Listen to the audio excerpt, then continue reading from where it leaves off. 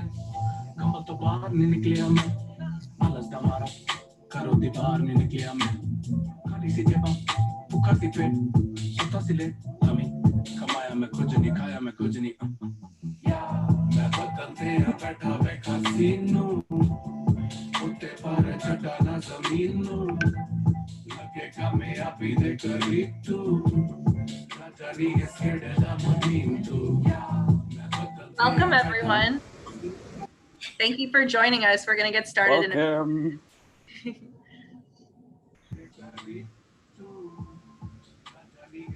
Feel free to turn your videos on right now if you want. No pressure. Yeah, we'll tell you when to turn it off.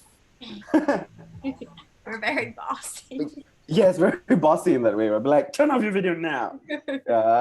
No autonomy here. Yes.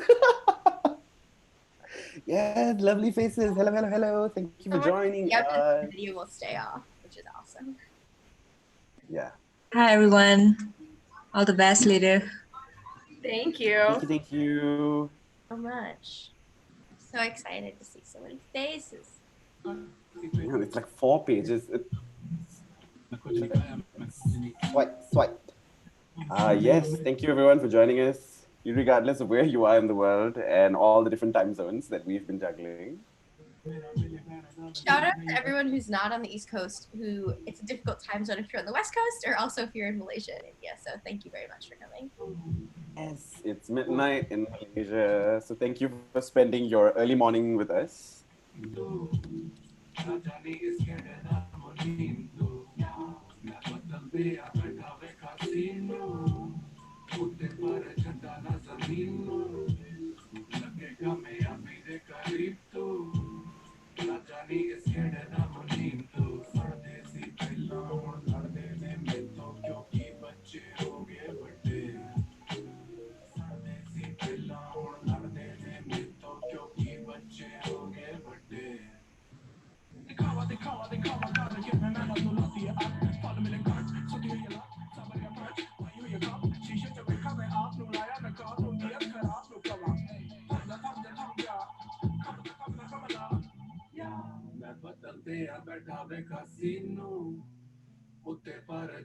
My sister loves her haircut. Sorry to put you on the spot.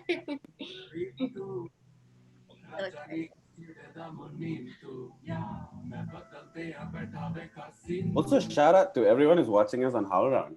Oh, yeah. Who's not in the room with us now. Yes.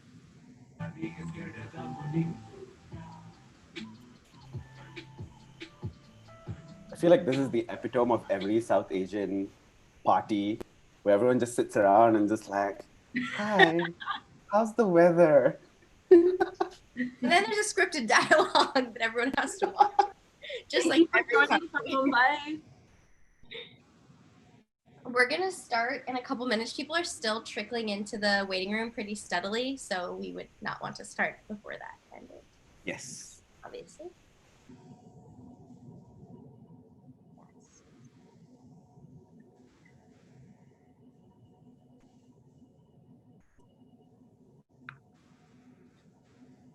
Lucky, I think your sound went out. Song is just fading. Oh, I love it.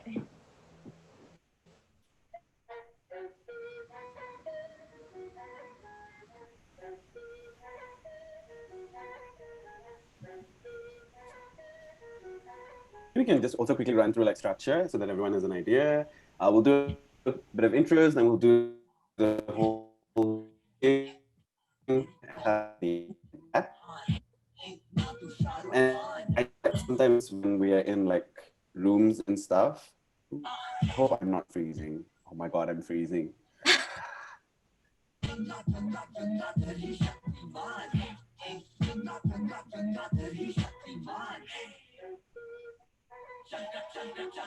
Someone messaged May, know if there's an intermission and what time this is expected to end. There is no intermission, but if you need to leave at any time, absolutely feel free. And the actual performance is under an hour and a half, and the discussion will make up the rest of 2 hours. So 2 hours total. But again, if you need to leave at any time, feel free. And we also have like a Google form which we'll share later on. So for those of you who maybe like don't want to be part of the discussion or just want to share your feedback anonymously, you also have that option.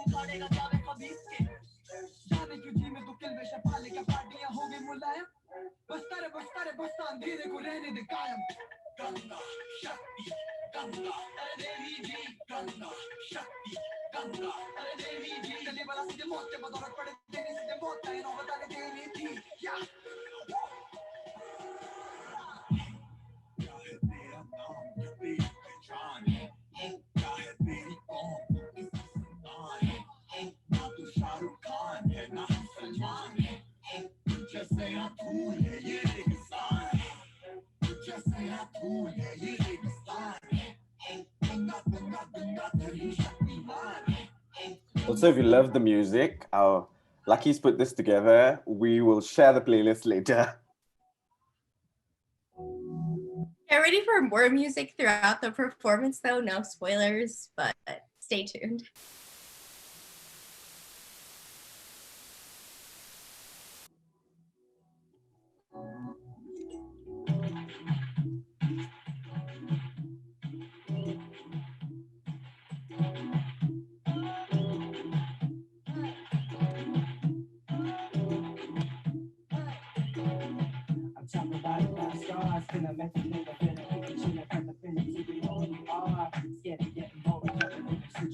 All right, everyone.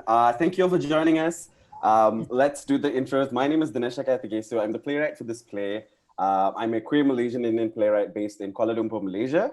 And we want to welcome you. Thank you so much for joining us, regardless of all the different time zones. Whether you're catching this live on the live stream, thank you for being here. What I'm also going to just do is do a very quick recap of the original Ramayana epic so that everyone's on the same page with how we've now reimagined it and what this play now is. The Ramayana, the original Hindu epic, is really, really personal to me because it was something my grandmother used to read to me when I was growing up. She would read a chapter every day to sort of put me to bed in the afternoon to take my afternoon naps. So it's very personal to me. Ramayana basically stands for the story of Rama, which in this case today is the direct opposite, which is Ravayana, which is the story of Ravana. So basically in the original Hindu epic, it's all about Rama. He's the crown prince of Ayodhya. He's next in line for the throne. He's handsome, he's beautiful, he's gorgeous like Linda Evangelista. Everyone loves him, okay? His best friend is Lakshman, who is his brother, stepbrother. Eventually he marries Sita, who's the heroine of the story. Basically a series of events happens within their family, and his stepmother, Kaikeyi, gets him, his wife, and his brother exiled for 14 years. While they are exiled, something happens where Ravana, the villain, basically decides to take revenge. He kidnaps Sita, runs off with her, massive war happens. Ravana dies at the end, Sita is brought back home. And then there's a part 2, but we're not going to get into that because that's when Ram gets problematic. And in this version, basically what I've done is, as a queer person, I didn't see myself in this Hindu epic. So I just wondered what it would be like. And the scene that sort of opened this story for me is that I just imagined Ram and Ravana dating, and basically Ram destroying Ravana's heart and body and soul by saying that he slept with a woman. And basically a complete shattering of the character that is Ravana.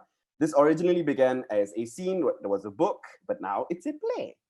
It's a work in progress that I'm working on the whole of this year. And thankfully, Fresh Lime Soda and Sabina and Karnika have wonderfully agreed to this stage reading at this point. And I'm going to pass it to Sabina because awesome director person who's done wonderful job with all of these rehearsals, and I'll pass it to Sabina. Yay, thank you, Dhinesha. So a little bit about Fresh Lime. Fresh Lime Soda Productions is a theater ensemble Kanika and I started to uplift and unify South Asian artists in New York City and globally. We amplify and engage with explicitly political art that provokes and archives resistance. So in the late 80s, the epic serial Ramayana, based on the story of Ram and Sita, as Dhinesha just said, broadcast on network television in India. Many point to the serial as the foundation for a spread of a new era of Hindu nationalist politics, acting as a catalyst to enable Hindu viewers to exclude non-Hindus from their conception of the nation. Intentional or not, the serial was an act of nation building, allowing viewers to reframe the state as inherently and essentially Hindu rather than a nation of religious pluralism, excluding and othering Muslims and other religious minorities.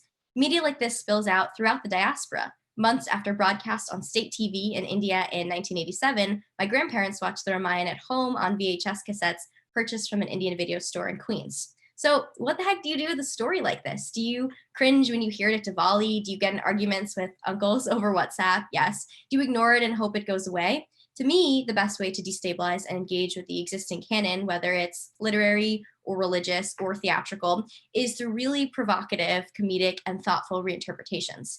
When Dhinesha first sent us Ravayana to read, some parts really frightened me. Why is Ram not stopping talking about sex? Spoiler alert, but you should have figured.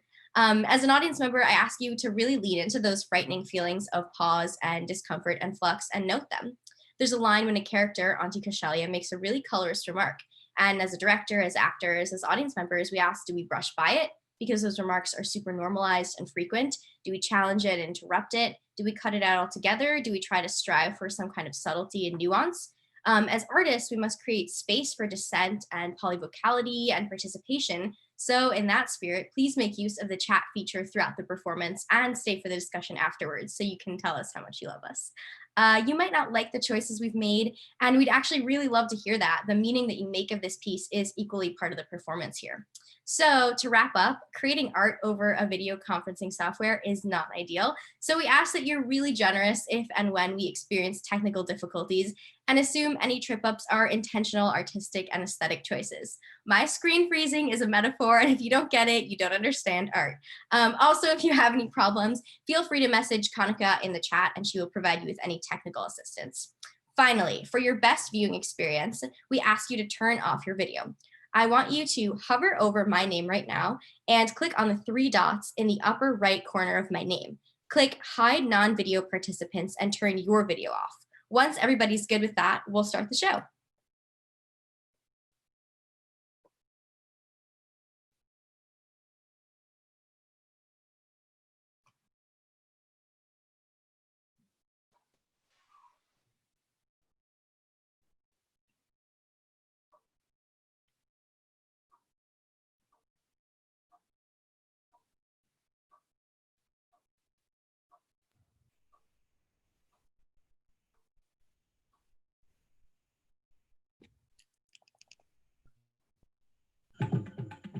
Nine seats are kept empty and assigned the following character names: Kaikeyi, Dashratha, Sumitra, Kaushalya, Hanuman, Lakshman, Shatrugna, Sita, and Rama.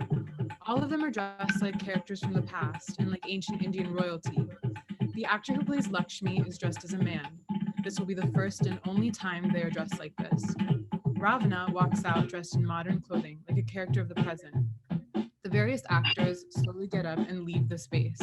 Each person leaving hits Ravana like a stab. The actor playing Ram is the last to leave.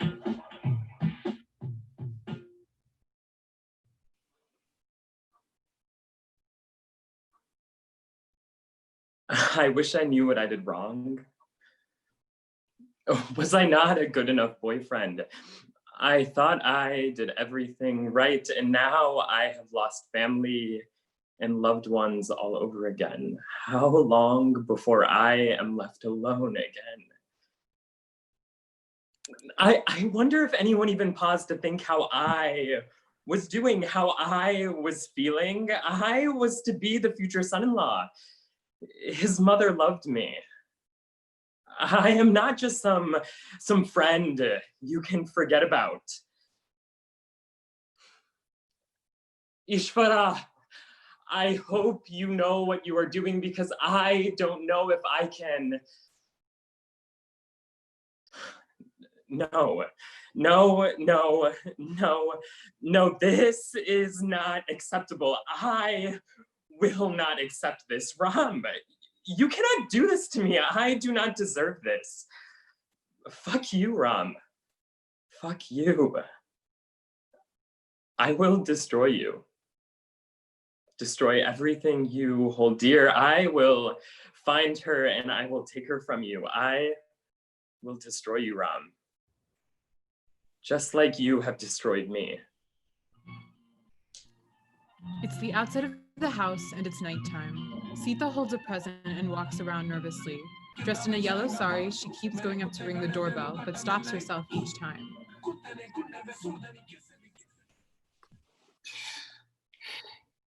I can do this. Of course I can. Come on, Sita. You are a goddess. You look like one. You are one. You can do this. The doorbell doesn't work. Oh God! What the CR? Oh, you shouldn't sneak up on people. Nearly gave me heart palpitations. I'm sorry.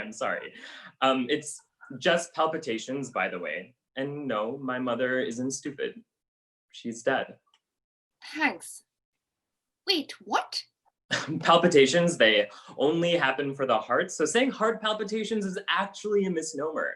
It's actually more common to say that you nearly gave me a heart attack, even if that's actually incorrect. Sure. I will remember that the next time somebody scares me. What were you saying about your mother? Oh, she's dead. Oh my God, I'm so sorry. My condolences. It's okay. I'm just I'm just pulling your leg. I'm sorry, what? Did you just kill your mother as a joke? Oh no. She's dead. I'm just not getting emotional or affected about it right now. The key, in my opinion, for dealing with grief and any negative emotion is to lock it up and pretend that everything is fine. Why do I feel like that is the first true thing you have told me today? Anyway, I'm officially confused through and through, and I don't think I have the capacity for anything else unless I get some alcohol into my system. So what were you saying about that doorbell again? Oh, it doesn't work. I suggest knocking or just opening the door and heading right in. They have a tendency not to lock the door. I see. Are you a family member? More of a family friend. Right. Well, do you want to lead the way in? Sure, in a bit. Something tells me that I am not the only one who is nervous to enter and join the party. What did you do? Did you kill someone? Run away with someone's wife? Or, God forbid, did you steal money from them? Har, there is no money in the house. They believe in the banks too much. Oh, damn it. There goes my plan. I guess I'm going to have to steal someone's wife then. Nice job on not changing the pronouns. I take it you are an equal opportunities kind of girl. Good for you. I prefer just batting for one team, less stress. No, I'm a cock and balls girl, through and through. I need me some dick. Girl, same. Although to be fair, I am learning to not put so much emphasis on a person based on their physicality. It's what's inside that matters most, you know, the internal over the external. Ah, such growth. I love it. It's coming at such a great point of character development for you. I'm so proud. Bish, please. Let's just say the two can play this game. I am Sita, by the way, and you are? Oh, I know. You are all over Ram's Instagram. I am Ravayana. And yet he has never mentioned you before. What did you do to be excommunicated like this? I think that's for me to keep a secret and for you to find out when it's time. Fair enough. Also, sorry about the whole Instagram thing. Ram is very active on social media. I know. Sometimes I don't know if it's a PR thing or if he just likes the side of his own face. Excuse me. That is my incredibly gorgeous and handsome boyfriend you are talking about, by the way. Boyfriend, huh? Congratulations. How long has it been? It's the inside of the house and it's daytime. Ram is seen casually lounging on the couch playing with his phone. Ravayana enters.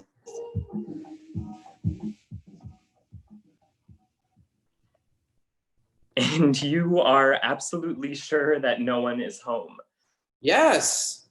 Besides, didn't you just go and check the whole house? That's not what I did. I went to the toilet. The one upstairs in my room? Fine. Yes, I checked the whole house. Can you blame me for being paranoid? All of you have the lightest of footsteps. It's like you all glide on air when you walk. The number of times Lakshmi has scared the fuck out of me by being behind me when I turned around, I have lost count, okay? And you walk like a giant. It's how I heard you go into my room. Boom, boom, boom. Also, don't change the topic. Why did you go into my room to use the toilet? There's a toilet right here. I went to get the condoms from your wallet. Oh, so someone assumes we're gonna have sex, huh? Wait, did I read the situation wrong? Oh my God, I'm such an idiot. Oh, you didn't read the situation wrongly. It is why I called you over here. Now, boyfriend, come over here so I can kiss you. Boyfriend, huh? I mean, all you had to do was ask. Shut up. And you are sure that no one is home and we won't be disturbed for a while. Yes, stop killing the mood. It's the inside of the house and it's early in the morning. The Venkateshwara Suprabhatam is playing from a radio. Ram walks in, sweating and panting.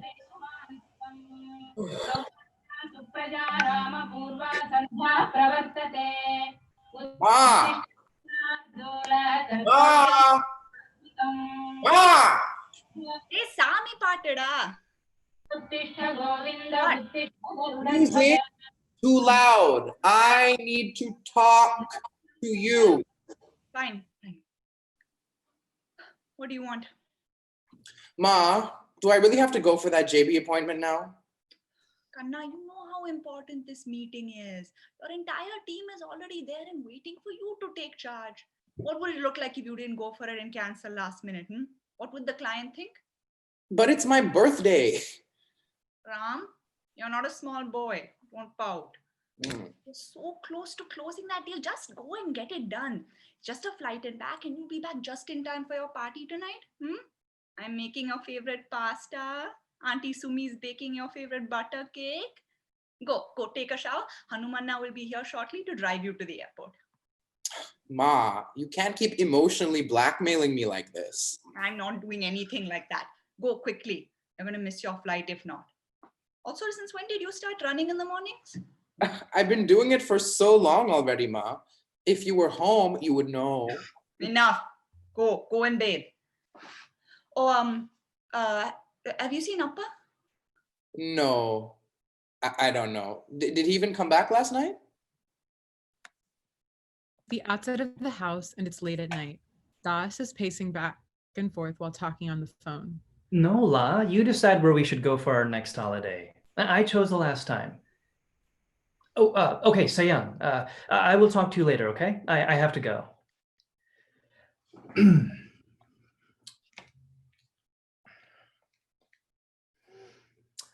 Oh, you just got home? It's so late already. Oh, yeah. I had a client meeting. Why are you back so late? Oh, I also had a client meeting. Well, wasn't that Ram dropping you off? How many times do I have to keep telling you, Ram? You need to stop this whole gay thing. Keep Ravana as a friend if you must, but stop all this Sexy nonsense. Ram, are you still there? Look, Ram, I've been patient with you through all of your bad decisions, but it's high time you start thinking of the future of Ayodhya. You need to think of our stakeholders and investors. A lot of them are not so understanding and not so liberal. Already there have been so many questions about the both of you and your suspicious behavior. Like, people are coming up with different conclusions when they see the both of you together. They don't know how to ask. Even if they're all men, they don't know, they know how to gossip. How do you want me to answer them? I am telling you, they wouldn't be comfortable with a gay running this company. They just don't understand. This is Malaysia, La, and they're just from a different generation. Yeah, but Pa, I have worked and climbed the ranks of this company since I was 18, just like you asked me to. I've worked so hard and proven my worth again and again, and now you want me to break up with my boyfriend just because some old men won't understand? Ram, you know that this is not as simple as that. It's not just them. We also have our clients to think about. This is our reputation, your reputation, which we need to think about. Look, what will people think? Do you know how much press Ayodhya gets? We are a growing business and our competitors are just waiting to topple us. You have been safe so far and no one has caught you yet. But what happens if they do? Do I have to start paying the media so they won't write about your sex affairs? Oh my God, Pa, look, I am in love with Ravana, okay? No, Ram, you are not. This gay thing is just a physical thing. You need to start using your brain, not the thing between your legs. Okay, I am not having this conversation with you right now. My decision is final. Break up with the boy. Pa! I am not breaking up with him. I am telling you, this boy will be the end of everything that your Amma and I have built. It's the outside of the house and it's early in the morning. Ram is in a full suit and putting on his shoes. Kaushalya walks in and sees his untied tie. Have a safe flight and a good meeting. You'll text me once you reach. I'll see you in a couple of hours. Thanks, Mom. I invited Ravana tonight. Maybe that will cheer you up. You know, it's been so long since we had him around. Ma, why did you invite him? Ma, you should have asked me, right? I invited Sita to come tonight. It's okay, then they can both come. There'll be a lot of people. It doesn't matter. Besides, I invited him before you told me you both broke up. Also, I don't know how I feel about this Sita girl now. Ma, you will like her, I promise. We'll see. I liked Ravana. He was good for you and he was such a good boy. I don't know why you had to break up with him and start dating this Sita girl. Ma. Did your father have something to do with this? That man, I knew. Ma, no. It's nothing like that. But I really like her.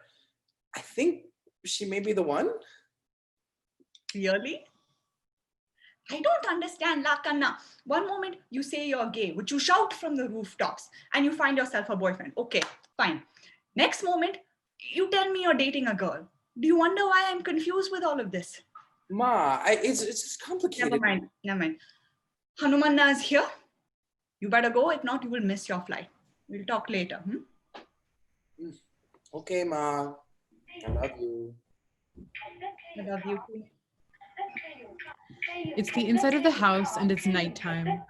Ram, Ravana, and Lakshmi are sitting around holding plastic cups. It appears to be some sort of party. Can I just say I fucking hate family functions? It's so awkward. All our cousins are either too young or too old. I'm sorry, could you say that any louder? I think Shakti didn't hear you. Might as well get us in trouble. Hey, you don't laugh.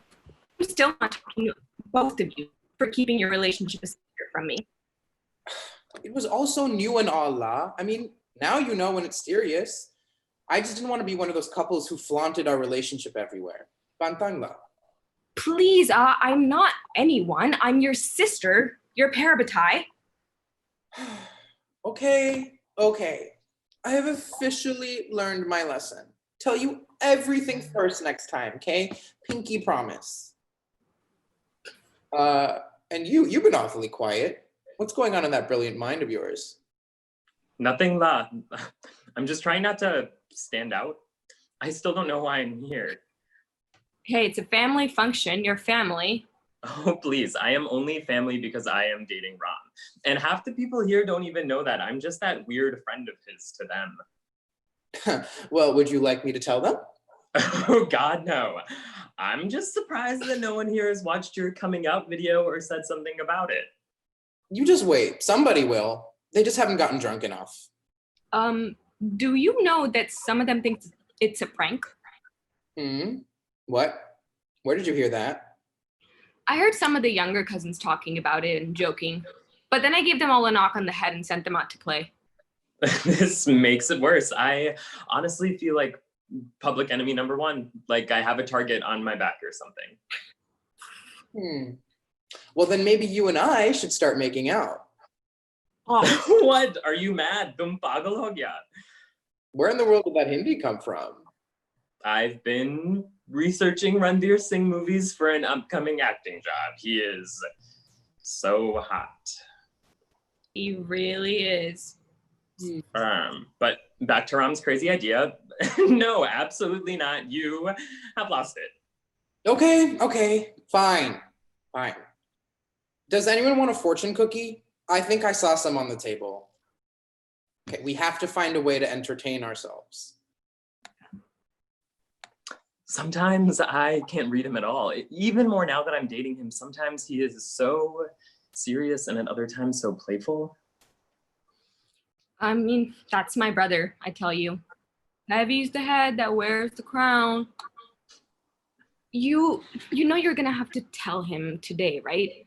He's gonna find out eventually. Yeah, I know. I just don't know where to start. Oh, would you look at that? I think Amma's calling me. Anyways, Anna, Ravayana has something to tell you about work. Coming, ma. Oh, if you don't hear from me in the next 15, 20 minutes, please send help. Have been assigned a lifetime of cleaning. The joys of being a girl. Okay, so what was that about? Your sister was trying to help me. Anyways, she's right. We need to talk. Nothing good has ever come out of those words. Okay, so you know I've been thinking about us. You are not giving me any good feelings right now. Oh my God, calm down. I am not breaking up with you. You would know if I was breaking up with you. Besides, I don't intend to ever break up with you. You are my endgame. I love you. I love you too. So what did you want to tell me? Couldn't this wait for when we left? No, I think we better talk about it now. You are going to find out anyways, and I want you to hear it from me. It's about work, but it's also about us. I tendered my resignation today. Wait, what? Ram, I don't know if you noticed this, but all we do is work, and sometimes I don't know if we are spending time together to work or build our relationship. It's getting a bit weird. Yeah, but don't you— Wait, just hear me out. I want this relationship to work, and I want to build a life with you. For that to happen, we definitely have to start thinking of building our lives separately, but also together. I'm thinking about the kids we want to have, the family we want to build. Remember that app idea I've been telling you about? I think it's time I started working on it instead of just thinking about it. And I have some temporary gigs lined up that will be enough in the meantime. But working together is so much fun, isn't it? Yes. Oh my God, yes, it is. But I think I just need to really do things on my own too. I can't just keep waiting for one-off acting jobs and then working part-time at your parents' company. Besides, if we really want to have kids, we have to start thinking of things like surrogacy and all of that. Building my own business allows us to consider those things, like migration, and to make better decisions for the kids. It's a lot, I know, but hey, as long as we are together, I know we can make it work. It's the outside of a building and it's nighttime. Ram is sitting on a bench. Sita slowly walks over with 2 cups in hand.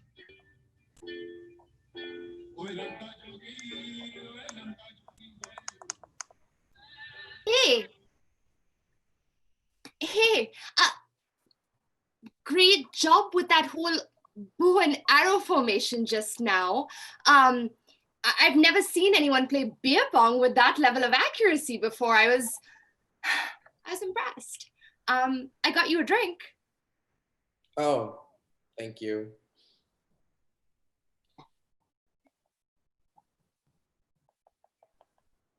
So, do you play beer pong often or attend these parties? I feel like I've never seen you before. Oh, yeah, no, I've never played beer pong before. What? Okay, so you just got infinitely more impressive. You were slaying that game like a pro. I was feeling a little threatened.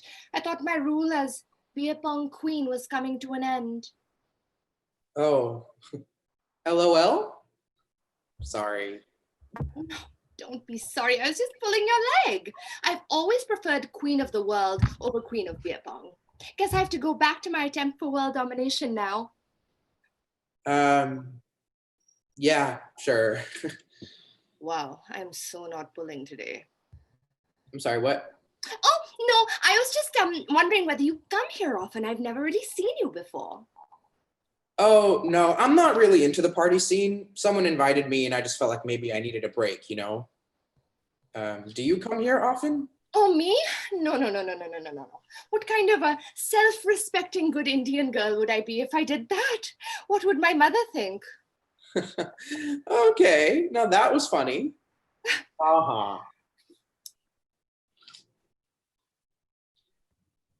Sorry, I'm so rude. I didn't introduce myself. I'm Ram. Oh, please. I feel like I know you so well.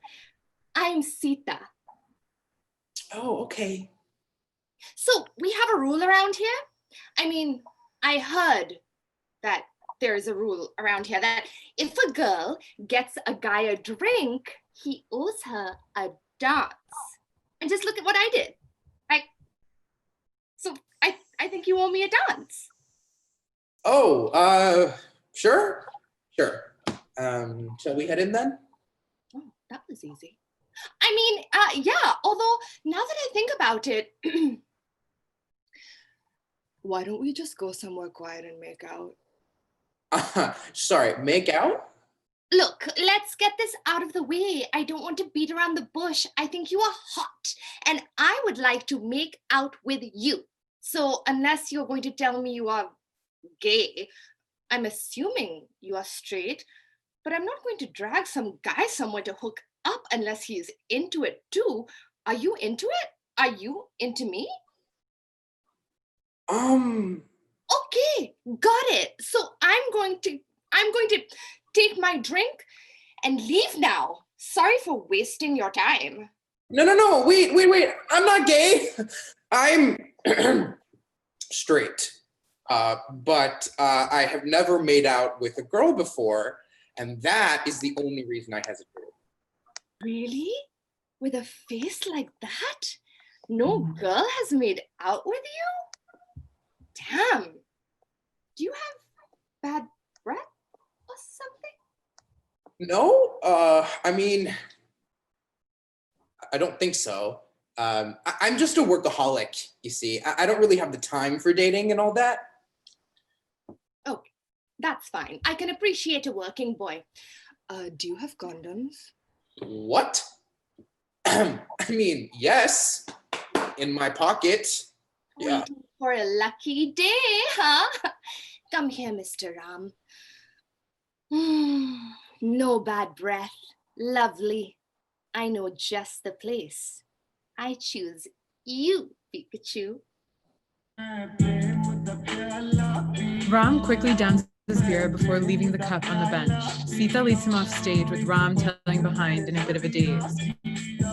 It is the outside of the house and it's late evening. Das is talking exasperatedly on the phone. Yes, I know. Another 300 ringgit? Okay. Boleh Yang, just send me your bank account details. I'll transfer. It's been so long since I saw you. Rindu bulak. Oh. Hello, Ravana. How long have you been there? Hi, Uncle Das. Just got here. Don't worry, I wasn't eavesdropping. I promise. So, how was work? The training program for coastal shipping seems to be coming along well. Good job on that. It's a sales booster training, right? Yes, Uncle. Yes, it is. Work is okay. It's good. It's good. It's a great environment and I am learning so much. Good. I'm very happy to hear that. Sorry, is Ram home? I'm supposed to be picking him up. We have plans. Yes, he's in, but I was telling him to finish the report for Seisha. It's important that he finishes it tonight, and we have that big family thing tomorrow, so it cannot wait. Okay, well, he didn't say anything to me about it. We were actually supposed to go for a movie tonight. It's date night. Ravana, my boy, if I can give you some advice, how long have you been with us? It's almost been a year plus now, right, with the company? Look, I think it's time you start thinking of your future. What do you actually want, Ravana? What is more important to you? Building a career with Ayodhya? Or staying part-time just so you can keep trying to be an actor? Look, you need to really think this through. I've been telling Ram this too. When you are building your career, there is no time for relationships. You have to give it your all, everything you've got. When Auntie and I started the business, we had no time for date nights or family time. Everything was about building the business and making it work. Do you know how many family functions and weddings it is? But now that we are at this level, we can attend all of it, and we can rest and enjoy our lives. You boys have just started. Look, I think you should really talk about things, both of you. Besides, Ayodhya is growing very fast, and we may need to hire someone full-time soon. They will probably be taking over your portfolio. I mean, do you still want this job? Or should I give it to someone else? I'm sorry, Uncle, but is that a threat? No, of course not. I'm just laying my cards out on the table. I am telling you as it is. I think of you as one of my kids. You're like a son to me, just like Ram is. It's okay, Uncle. Honestly, if you need to, you can just hire someone else. I can find another part-time job. My relationship with Ram is more important to me than this job. Or my career. Uncle, I am so sorry, but I completely disagree with you. And I don't mean to be rude, but if I can be so bold as to give you some advice, a career or business built at the expense of your relationships and family is not worth it. It will never be worth it. And if that's one thing I learned from losing both of my parents in one day, it was that family and relationships should always come first. If Ram asks, please tell him I will text him. Das watches him go before shaking his head and pulling out his phone to make a call. Ravana and Sita are still outside of the house talking.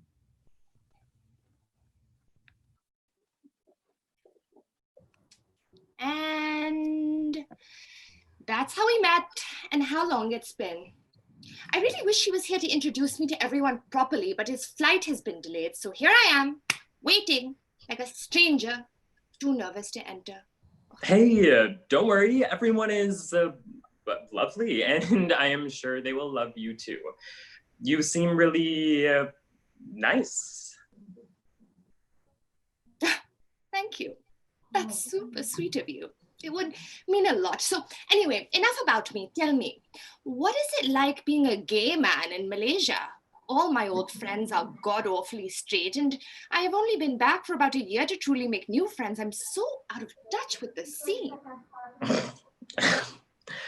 You really want to know? It's horrible. Though to be fair, this is purely talking about dating and hooking up blah. And it also depends on who you are and what you look like. Being a gay Indian man in KL is a nightmare. Oh, that bad, huh? But hey, You're a good-looking guy. I mean, if you were straight, I would fuck you. Gee, thanks. I feel so honored and not objectified at all. No, honestly, they don't even care about what you look like. As superficial as people are, all you need to do is be Indian, and that's an instant no. Are you serious? That's terrible. So this is me being all positive and shit, but isn't it better that they reveal their racism and prejudice early on, so at least you don't have to deal with that kind of bullshit later? Maybe, but it can really get to you if that's what you constantly find. After a while, being on the receiving end of that kind of rejection definitely messes with your head a little. You have no idea what it's like. Fair enough, but hey, I may not know what that type of rejection feels like, but you are talking to an Indian woman here.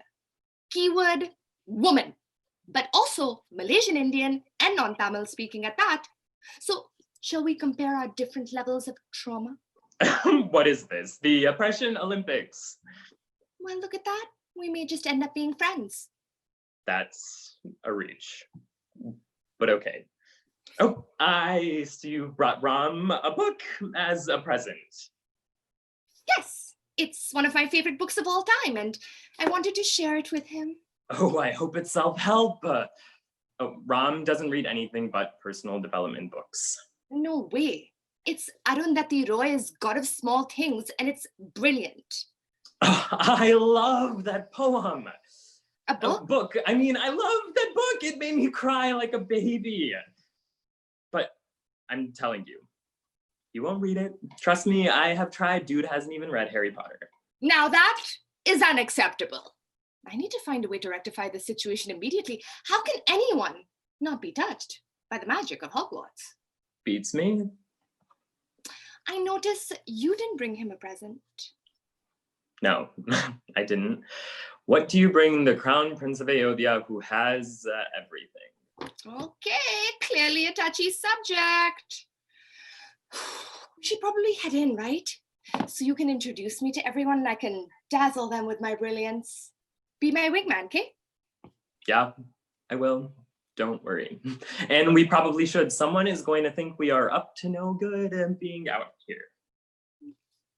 Etta, oh my God. It's been so long. I missed you. Hi, Sayang. Oh, I've missed you too. I'm so sorry that I've been away for so long. You forget about all of us, right? You forgot about me, right? Hey, Nola, it's just been so hard. I thought about you all the time, but didn't know what to say or do. I've missed you so much. I missed you too. Especially with Shatru being away and everyone's so busy with work. I've been so alone. I'm so sorry, Sayang. Anyways, we will properly talk later. We were just heading in. Where are you coming from? Why are you so late? Oh, Hanumana took me to the clinic. I wasn't feeling too good. And you know how I won't go to anyone except Dr. Sumaru. If he wasn't an old uncle, I would have thought you had a crush on him. Janganlah. Oh my God, I have so much to tell you. I cannot wait for us to sit down and chat. Can I am looking forward to it. Do you know what time Ramana is reaching? Did Hanumana go to pick him up from the airport? I really need to talk to him. Etta, are you both getting back together? Please, please get back together. You and Ramana were such a cute couple. And I miss having you around. And besides, he really hasn't been the same since you ended things. Lakshmi,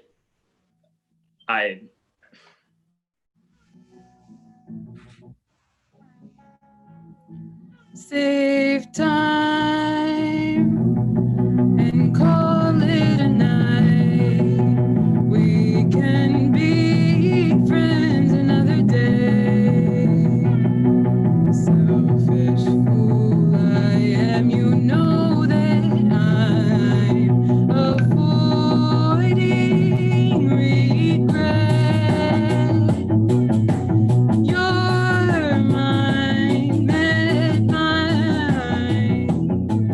Too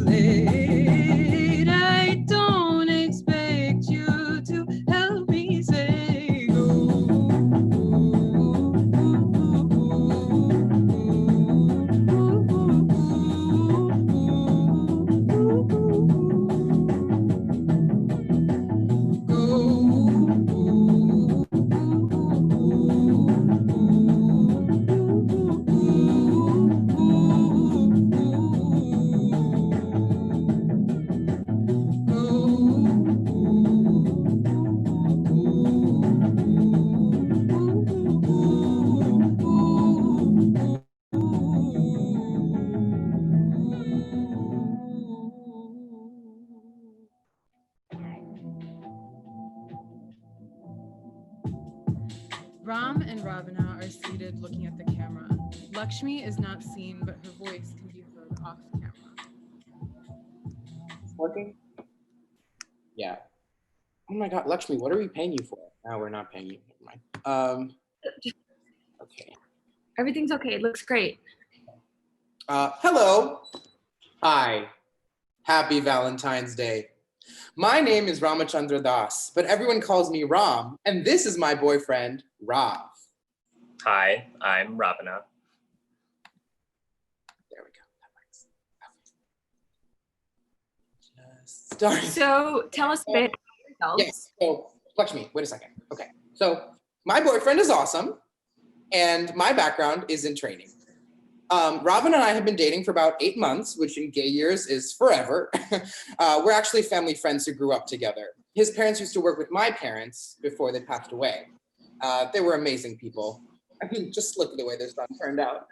OMG, stop. Sorry, where was I? Oh yeah, my boyfriend is awesome and my background is in training. You may have heard of us. We're actually the leading training provider in Peninsular Malaysia. And we started dating after working together. Want to tell them more about it? Sure. I also work for the Ayodhya training company. When my parents passed, Ram's parents, Uncle Das and Auntie Kashalya, became like second parents to me. They gave me this part-time job and encouraged me to pursue my dreams. I want to be an actor. He is so good, you guys. Yeah. Oh my God, stop embarrassing me. Please. I can't stand him sometimes. You love it. You know you do. I hate how much I actually do. Anyways, back to why we are doing this video. Why are we doing this video, Ram? It's your idea after all. Yes, it was my idea. So apart from celebrating our first Valentine's together, I think, it's super important that people see that people like us can be happy, you know? Representation is so necessary. And we just thought that our younger selves could have really benefited from seeing a video like this. And I think even more that brown and Indian men don't get seen in a positive light in mainstream media. And we are very passionate about changing that. It's important that people see normal Indian men, gay Indian men, queer couples, people being happy. Yeah, exactly. Seeing him be so passionate about this is exactly why I said yes to it too. Besides, tomorrow is his birthday, and I thought, hey, maybe now I don't have to get him a present. Absolutely not. I'm still expecting a present.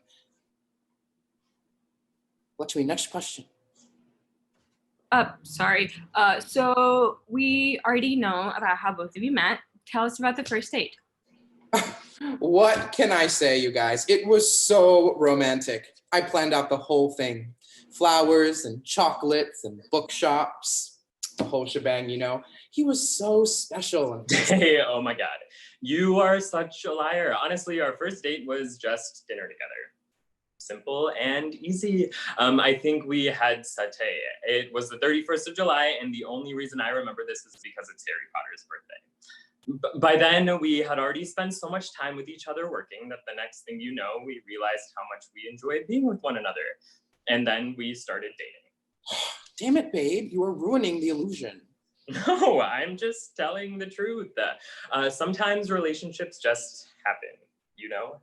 It doesn't always have to be some epic, amazing love story. Fine. Yeah, it just happened. Wait. 31st July? Yeah, I think that would count as the first date. You both were together when we went to the waterfalls? Yeah, we were. And yet you took so long to tell me? Nobody tells me anything. This interview is over. I'm going to kill my brother and his boyfriend for keeping secrets from me. Wait. The inside of the house, and it's in the evening. Das is seated on the couch reading the newspaper. Ram walks in and flops on the other couch, visibly exhausted. Ram, go and bathe first. We're gonna have dinner shortly. Amma is cooking. Shortly, Pa. I'm just so tired. I don't even want to move.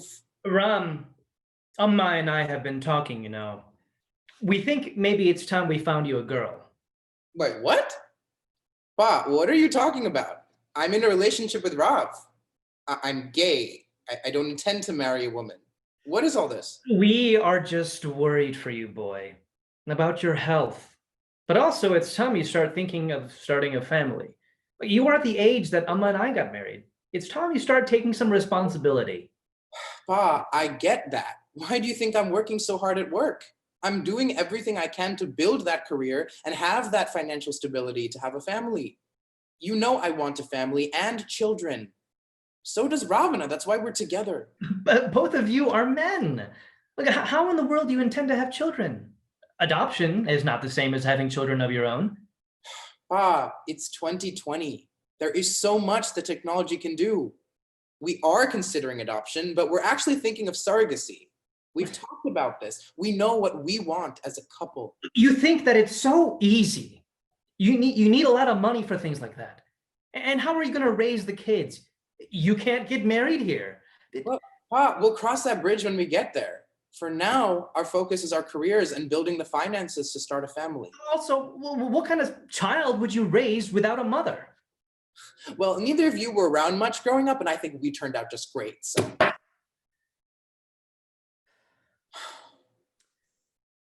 Ram, a child needs both a mother and a father. That's how it is. That's how it's always been.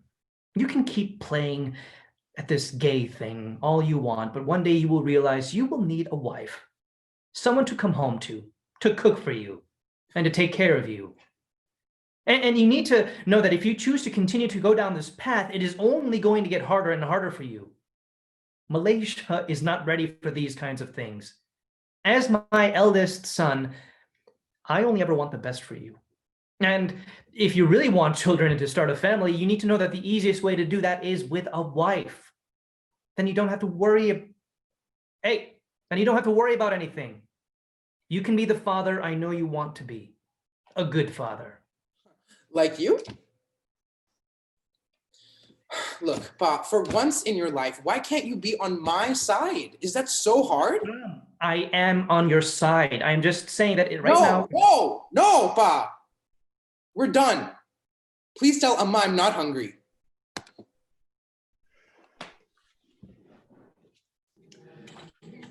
A press conference is being held. Das is talking and the volume slowly goes up, making his words audible. And so it is with a very heavy heart that I'm having to let my son Ram go. Ram begins his stint with the Mithila Corporation next week. He will be heading their new branch and operations in Bangladesh, and will be away for quite a while, at least 14 months or more. Since this is such an exciting opportunity for him, we had no choice but to let him go. It would be impossible for him to do both jobs. Here at Ayodhya, we firmly believe in authenticity and integrity with our work and with our clients. To avoid conflict of interest, we came to this conclusion and arrangement.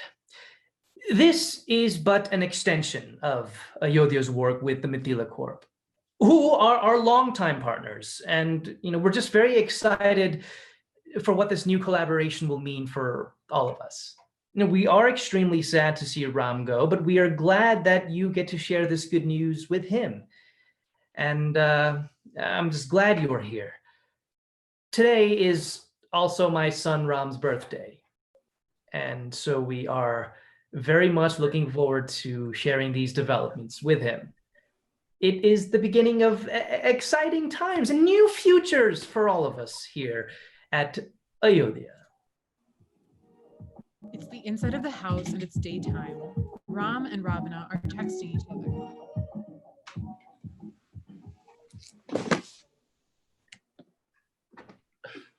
Babe, I've been thinking. Oh no. You are always thinking, La. That's your beautiful brain at work. No, it's not the same.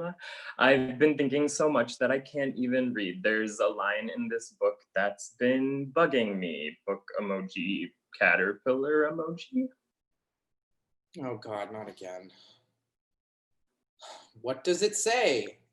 The line is, caps, a shared history does not guarantee anyone a future together. Ugh. Wow, that's poetic. Poetic. Yeah, but I can't stop thinking about it and what that means for us. We are the perfect example for that line. Are we together just because of our shared history? Question mark, question mark, question mark. Oh my God. Babe, what are you talking about? Don't say such things. We are together because we love each other. 2 men emoji. Yeah, but I don't know, Ram. All this sneaking around, this hooking up when no one is home, the fact that I can't even hold your hand when I come to see you at the office. You want to get me fired? We used to spend so much time with each other when we were working together, but now it feels like work is always in the way. I think it's starting to get to me. Okay, Rav, I am so sorry. I know it isn't easy, but it's going to be worth it in the future. I'm so close to my career goals already. Oh, and I love you. Doesn't that count for something? But the question is, why do you love me? Are you serious? I love you because... Because? I love you because I love you. Do I really need a reason to love you? We've experienced so much together. Growing up, self-discovery, coming to terms with our sexuality, dating, having sex, that's a good one. Working together, dreaming up a life together. Come on. A shared history does not guarantee anyone a future together. Hey, that's not the same. It's just a line in a stupid book, not a prophecy for our relationship. Don't think so hard. I just can't stop thinking about it, especially with everything we have going on. Maybe I'm just tired. I wish we could have regular date nights again. I feel like I barely see you nowadays. Oh my gosh. Rav, I know it's been hard. I find myself missing you every day that I'm at the office without you. But I will do a better job of making time for you. Clock emoji. I promise. You mean the world to me. Globe emoji. Oh yeah, do you remember those vows we wrote? Yeah. Right. The moment I met you, I felt my whole world shift. I'm not doing this. Can you accept my Zoom call? Hey, come on, let's do this. Hey. The moment I met you, I felt my whole world shift. As if I was being told, pay attention. This person matters. Like the shift of the waves back and forth. This too was a force of nature. The beginning and an ending of all things. Yeah, the love I was destined to have. The love I was born to live. The love that is but the beginning of our family together. The love that is the ending of feeling so alone. Like I've been missing something all my life. And just like that, I know how to breathe again. And together, we are one. Always and forever. Wait, there's more. Loving you till the end of time. Till the end of time. Feel better? Mm-hmm. I know something else that may cheer you up. I got us fortune cookies. Auntie Sumi gave us tons. I may have destroyed them a little bit, but the fortune's still good. I mean, who cares about the cookie anyway, right? Great. I'll come over and see what mine says. Okay.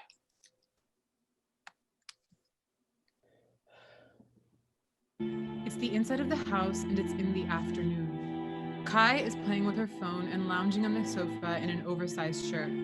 Clothes are strewn on the floor. Das walks in buttoning his own shirt. Sayang, I told you to get dressed. We have to leave. Kaushalya and the kids will be back shortly. Hi, we have to go. Looking at our engagement photos. Remember when you proposed?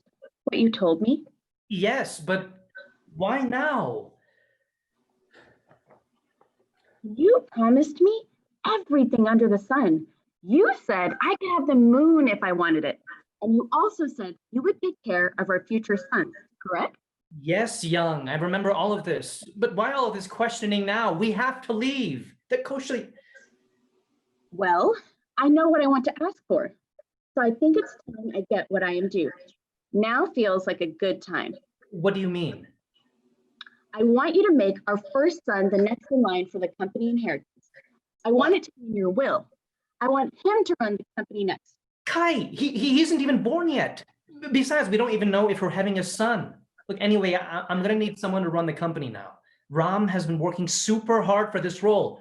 Look, Ram turns 30 in a couple of months, and in a few years' time, I can hand over the reins to him. Let him run it for the next 20 years or so. Bharat can take over after that when Ram retires. It's great planning. That way, the company always stays within family control. Yeah, that's what I want to name our first son. No, we are not naming our son Bharata. In case you forgot, you're going to have to convert soon.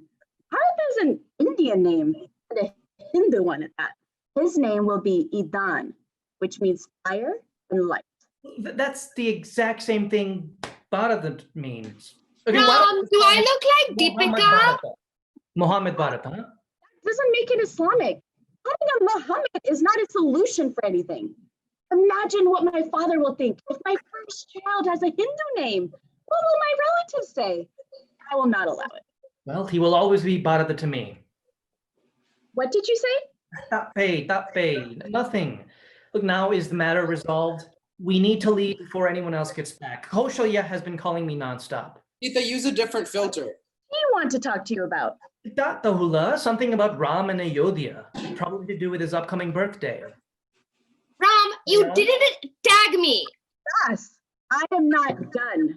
I'm your future wife, not one of your subordinates or employees to be thrown out of your office when you're done talking to them. Kai, I didn't say that. I'm just wondering if there was anything else you wanted to talk about. Because we should leave. I am not ready for them to find out about us yet. Kai, sayang, jangan lamara.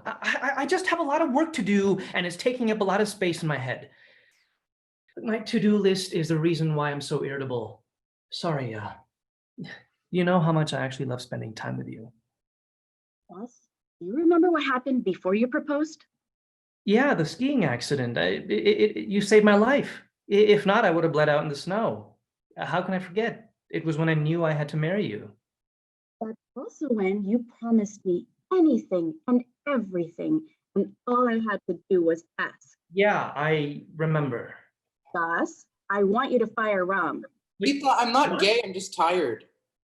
Kai, I want you to fire Ram, and I want you to continue working in the company till it's time for Idan to take over. I want all of this put in your will. Kai, what are you talking about? Ram is next in line. He has been working for the company since he was 18 years old. This is Ram we're talking about, not some staff. Ram is my son. When we get married, he will also be your son. Boss, will you or won't you grant my wish? You promised me anything if I ask. This is what I am asking for. Say yes to what I have asked for, or I'm not leaving. It would be so good to finally meet Kaushalya. Kai, you cannot ask me for this. This will ruin Ayodhya. I can't do this to my son. The press will have a field day. We have been grooming him and putting him out there all of these years. What will people say? I can't do this. I don't care. Just do it, boss. I have made my request. This is to protect the future of our son. Now make it happen. Kai slowly starts putting on her clothes again while Das pleads silently. It's the outside of the house. Sita stands shocked at what she just heard while Ravana and Lakshmi stare at each other awkwardly.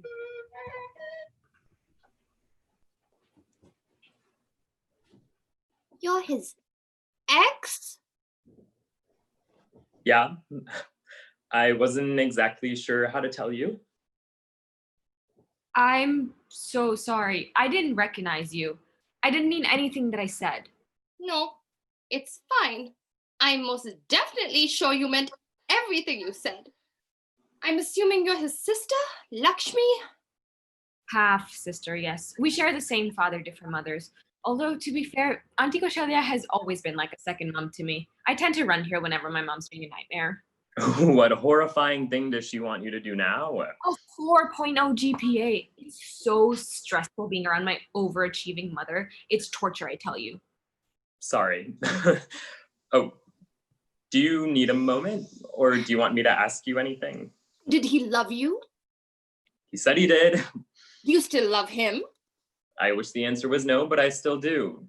Does he love you? He says he does. Do you love him?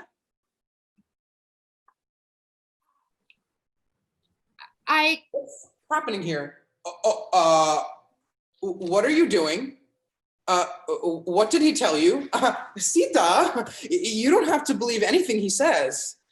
That's not fair. Nothing has happened. You don't talk. Go inside. This is none of your business. You know how you keep saying you don't want to turn into Appa? Well, congratulations, you just did. Ram, calm down. Nothing has happened. We were just out here talking. How did you get here so fast? Hanumanna wasn't going to reach in time, so I took an Uber.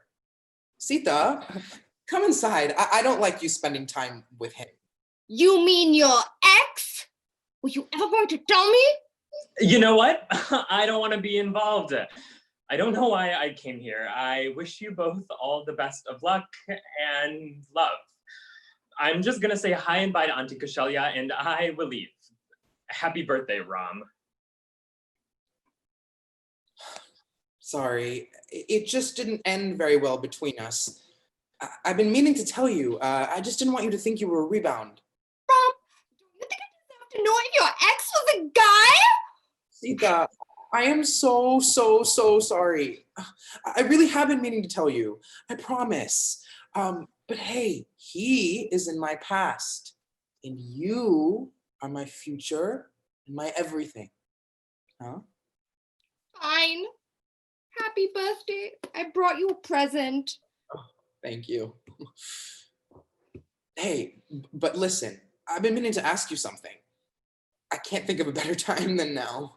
Did you hear? I got a promotion. I am heading a new partnership with our sister company in Bangladesh. It's going to be a lot of traveling and jet setting, and I would like to bring you along. What do you mean? Let's go inside. I'll tell you about it in a bit, okay? Everyone's probably waiting. It's the inside of the house and the party is going on. Kaushalya politely greets and talks to random party guests. Kai slowly walks over with a plate in hand. Hi, Kaushalya. You have a lovely house. And the food is amazing. Did you cook it or did you have it catered? Catered.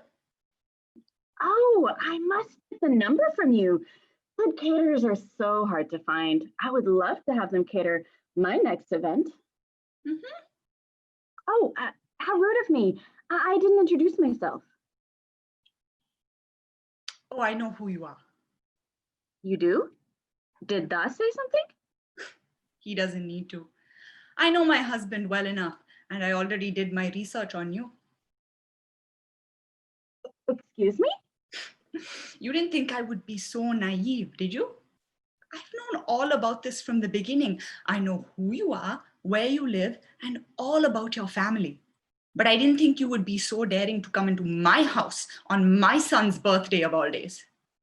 I'm sorry, but I think you must have me mistaken with someone else. No. It's my job to keep track of little bitches who come in and try to steal my husband from me. I let it slide once. I don't intend to let it happen again. I've had someone follow you since day one. What? How dare you? No. How dare you? You come into my house after sleeping around with my husband. Rest assured, the only reason I haven't said or done anything is because I thought you would get tired of your fat ass. Wait, I am not going to sit here and tolerate this.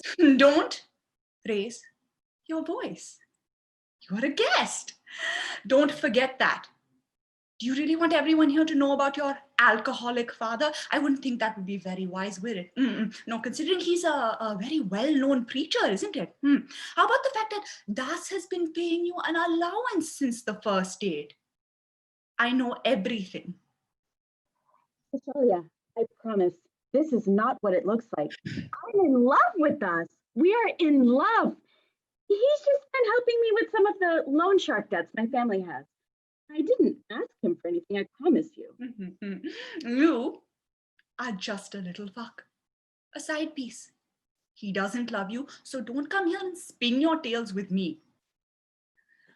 I also know you had something to do with this Ram firing business. You dare mess with my son's future?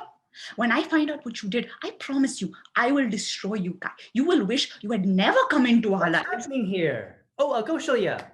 Have you met my friend Kai? I invited her for the party. You invited her. God, tell her you love me. Tell her. Kai, could you give us a moment, please? I can explain. Das, tell her that Idan, or I will. Kai, please, just... Who is Idan? Our son. I am pregnant. Still think that I'm just a little bitch or some random fuck? I guess there are some things you don't actually know about. Kai, could you please give us a moment? I will talk to you outside. Let me speak to Kaushalya. Okay, I promise, Sayang, promise. Sumba. Darling, I can explain.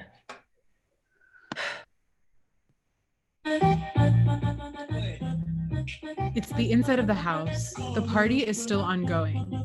Das and Kaushalya are silently arguing. Ravana is talking to Lakshmi. Sita stands around awkwardly. Ram grabs a glass and clinks it to get everyone's attention. Everyone stops what they're doing and pays attention to him. Excuse me. Hi, sorry. Hi, hello everybody. Thank you so much for being here. All the family and friends from near and far. I feel so loved right now. And thank you for the presents and for all your well wishes. And please help yourselves, there is still plenty of cake and food left.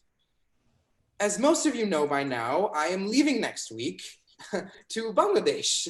It is such a blessing to receive this exciting gift from my parents on my birthday. But I've always been keen to travel and help spread the good work that they have always done, a way to continue the family legacy. And when it's done, however long that takes, I look forward to bringing back all that I learned to Ayodhya and helping to grow the family business even further. But I didn't want to leave to Bangladesh alone.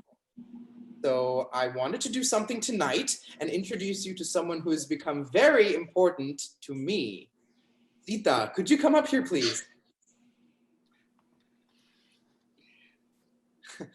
Sita, I was waiting for the right time to ask you this, but I think now is a better time than ever.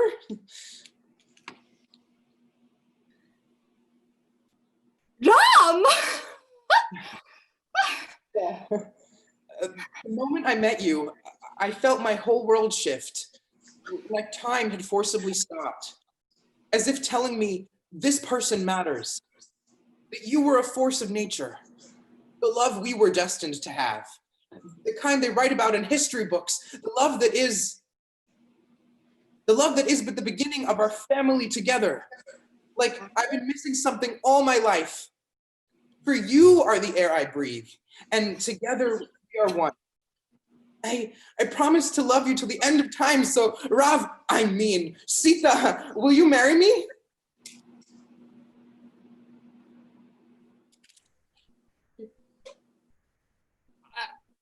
Ram, yes.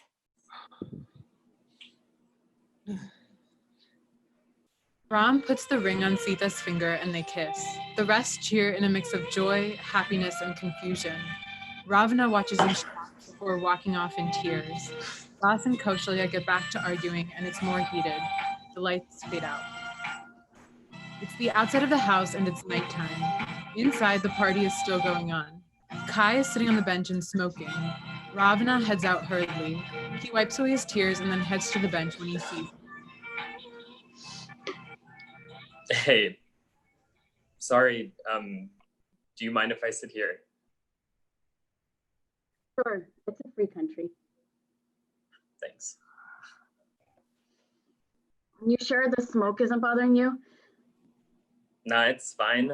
I'm used to people smoking around me, and if I'm gonna die secondhand, smoke isn't a terrible way to kill myself, I don't think.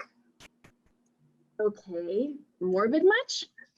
I take it by your expression, the party isn't going the way you wanted it to? Is it that obvious? No, it's horrible. Sorry. Do I know you? No, we've never met. I'm Kai, I'm dating Das. Oh, perhaps I shouldn't have told you that. But at this point, I don't give a fuck. I am Ravana, and you are dating Das. Damn, now that's a plot twist. Although, to be fair, the man already has 2 wives, so why not a third con? Sorry, no offense to you. I tend to ramble when I'm upset. None taken. Although at this age, I'm thinking, how does he even handle and hold down so many relationships? God, I couldn't even hold down one. I'll be honest, I don't think he is handling it very well. Why do you think I'm outside, smoking while in my first trimester? Oh, damn. Wow, that's a lot to take in, but hey, congratulations. Is it his? Yeah, we're actually supposed to get married next month. He just needs to convert, and then we can begin the process. So he also just needs to snip, snip. God, sorry, is that weird? Just the first thought that came to my mind. He's always been Katla. Oh, really? Okay, that makes so much sense. I always wondered why Ram was cut. Now that's too much information. Sorry, I take it you haven't been having the best night either. No, it hasn't been. It's been a bit of a disaster if you ask me. I'm sorry to hear that. Would you like a fortune cookie? That is so random. Sorry, I have found that they always help me for some reason. I grabbed a few earlier and forgot all about them. Do you want one? Sure. I could use all the help I could get. Amen, sister. Sorry, I mean.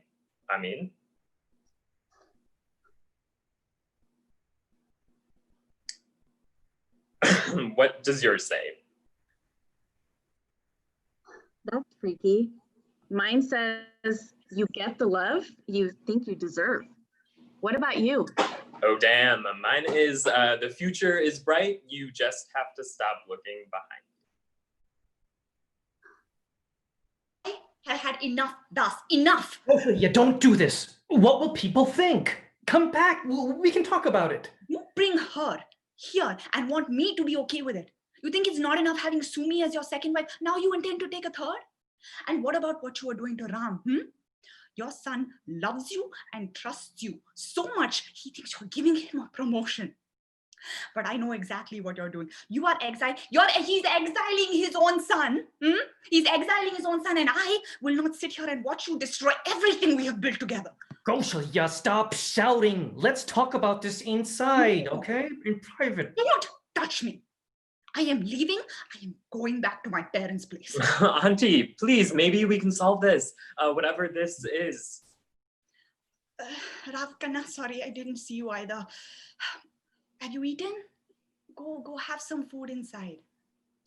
Why, you're so dark already. You're spending so much time in the sun. If this is about me, I can leave. I'm sorry for intruding on your family function. Oh, no. No, it's okay, madam. You stay here. You want my husband, right? Take him. Take my family. Take the house also. No need to be a martyr now. I am leaving. Kaushalya! Kaushalya! I'm gonna need to go follow her with the car at this rate. Ravana, my boy, can you please go help get my car keys on the table?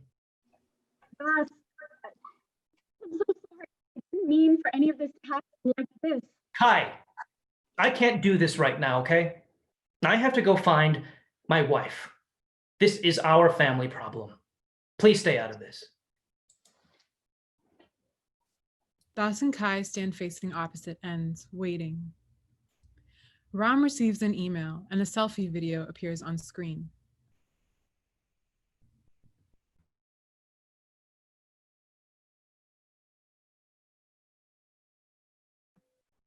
She can send videos now. Hello. Hello. No, she can't send videos now. Okay. Okay, no, it's working, it's working. My dear son Ram. Kanna, when you were born, your Appa and I were very happy. We've been trying for so many years, done everything we could. Doctors, healers, prayers, and then one day you were just there in our lives. After all the false hopes and miscarriages, it was a miracle even to have had you. Okay, this is intense. I never forget. Your Appa immediately started talking about how excited he was for you to one day. Yeah, well, he's garbage, so. Always open it and look at your face and be reminded of the legacy we were building. Oh, come How on. it was all for you and... Okay, 1 minute. When my sambar is boiling, just 1 minute. Fucking sambar. Unbelievable. What was it? Oh, yeah. I'd open the organizer every day and look at your face and be reminded of the legacy we were building. Legacy. It was all for you. Initially, we thought it would be for you and your siblings, but how far-sighted we were. And next. And then Auntie Sumi came into the picture. I like her, for the most part. Your Appa told me about her. I was devastated. And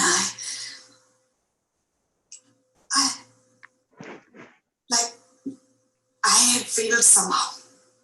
As a wife, as a woman, as a mother, I just went with it though, and I blamed myself for all that had happened.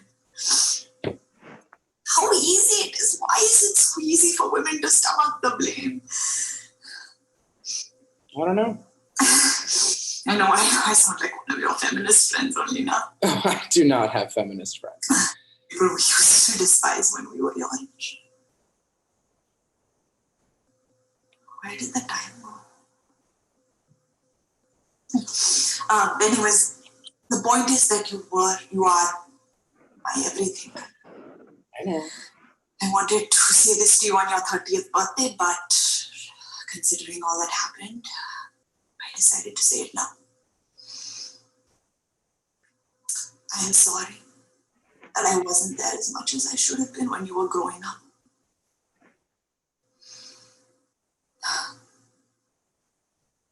Please don't make the same mistakes we did. What mistakes? Burning the soundbar? You will regret it your entire life and you will wish you had done better. Where's this coming from? I love you.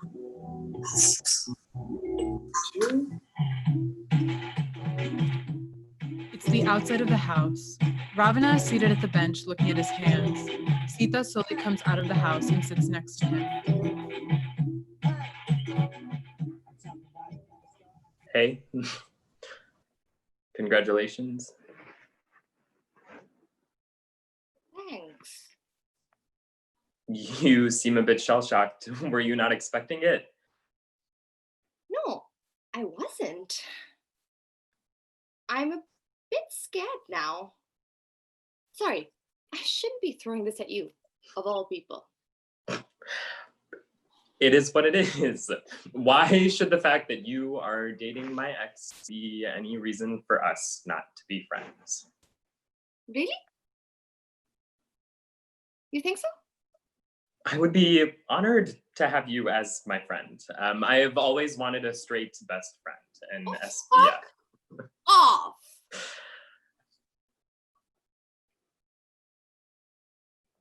Rav?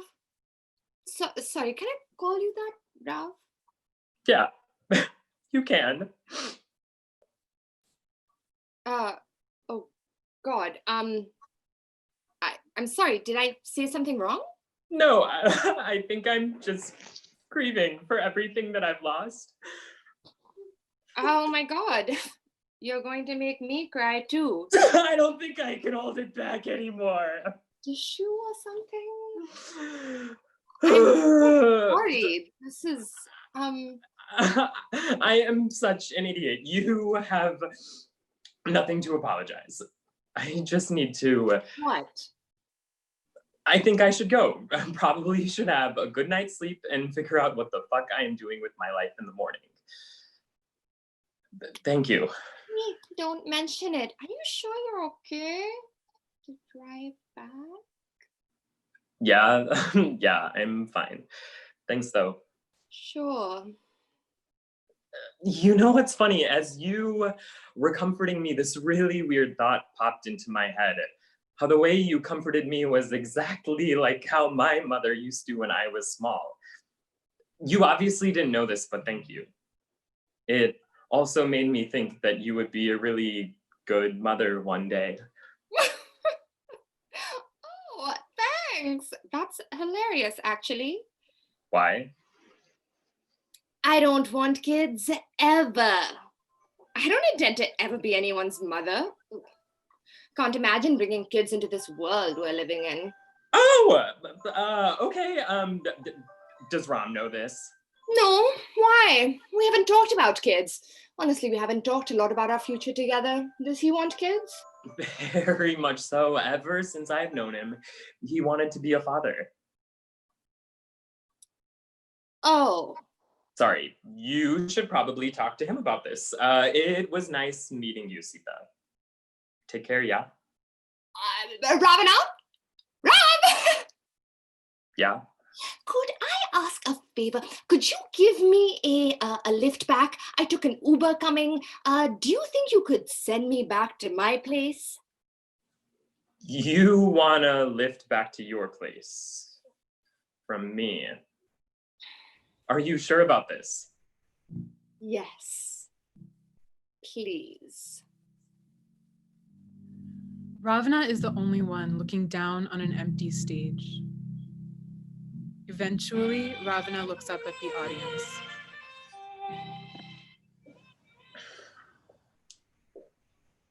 I know what this looks like. I know how this is going to look to everyone else, how I will be painted in the history books. The guy who came in and stole the hero's fiance, the villain. But I didn't do any of this. Why am I the villain in this story? Why can't this be my story? Why am I not the hero? Did I really do anything wrong? Should I have said no? Told her to take a hike, told her to get an Uber, told her to ask Ram. I do genuinely like her, you know, she seems really nice as a friend. You know how sometimes you meet people and the connection is instant. I thought I felt like that with Ram. Maybe in a different reality we would have worked, but I actually feel the same serendipity with Sita. I think we are going to get along just fine. I feel like for years I have just followed the course of my life as if my parents' deaths sent me down a path that I couldn't control, like someone watching their life from the sidelines. I keep letting someone else decide what happens to me, for me. Do I still love him? Of course I do, but I probably always will. That doesn't mean I can't love someone else. The heart feels infinite. But I'm starting to realize that I can't do that and be comfortable at the same time. I need to take control of my life, own this one life that I have been given. I am done waiting. No Prince Charming is coming. Tomorrow is a new day. And maybe it's time I do things my way. This is my story and I will tell it. Ishvara, Acha, Amma, I am going to make you proud. I promise. They will remember my name. Ravana slowly walks off stage, smiling. End. Thank you so much for joining us today. At this point, we'd like to invite the audience to turn on your cameras. You can join us, you can ask us some questions, we'll get you some answers, and join us in a discussion about the play and theater as resistance. Oh, hello, welcome back. Thank you so much to everyone for staying with us. We have a couple questions. Please feel free to turn on your videos, as Lucky said. Big round of applause for all the actors. That was so fun to watch.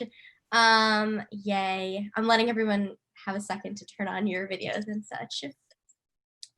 As you turn on your videos, particularly for South Asian audiences, I'm curious if you've heard this myth growing up, how it was presented to you, and your thoughts on how this myth was narrated in today's performance.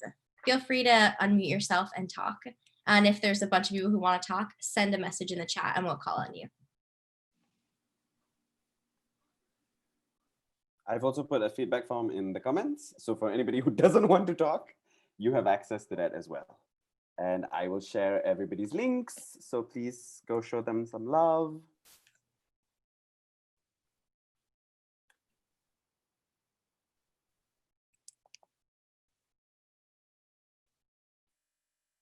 Anyone can feel free to answer that question if you've heard the myth growing up. If you haven't, we can also move on to the next question, although I feel like people maybe have heard this myth growing up. Oh, sorry, go ahead. Sorry. So, hi, I'm Kavila. And yeah, I've heard this myth like many times, different versions of it.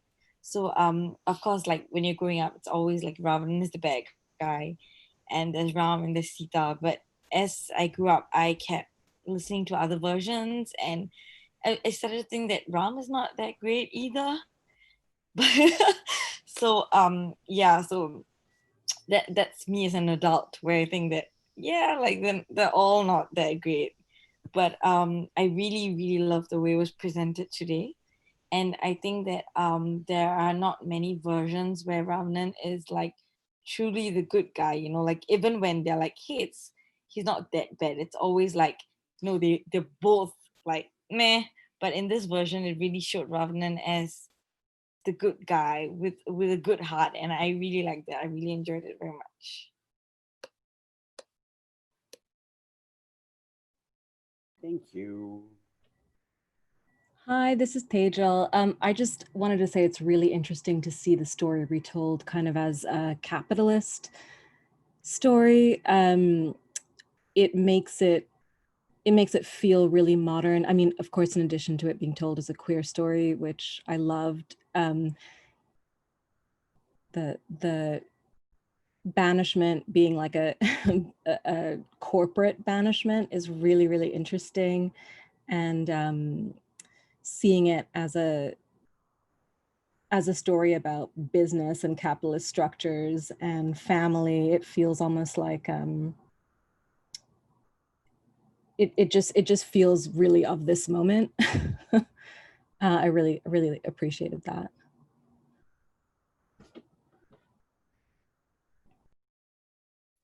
Cool. Thank you, Tejal. This is kind of related to that past comment about, you know, what's modern, does capitalism make a modern story, etc. But I'm curious if you think if there's anything inherently feminist about this portrayal of the myth.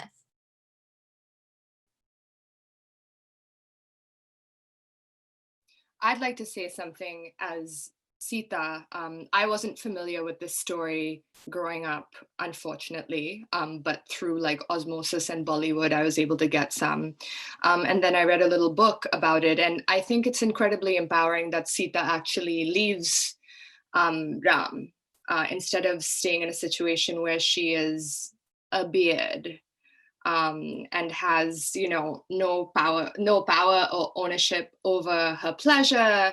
And even though she performs all of this sexuality, she doesn't really own it, because her partner is not interested in her. He's in love with someone else. So in that way, I think it's actually a very feminist narrative.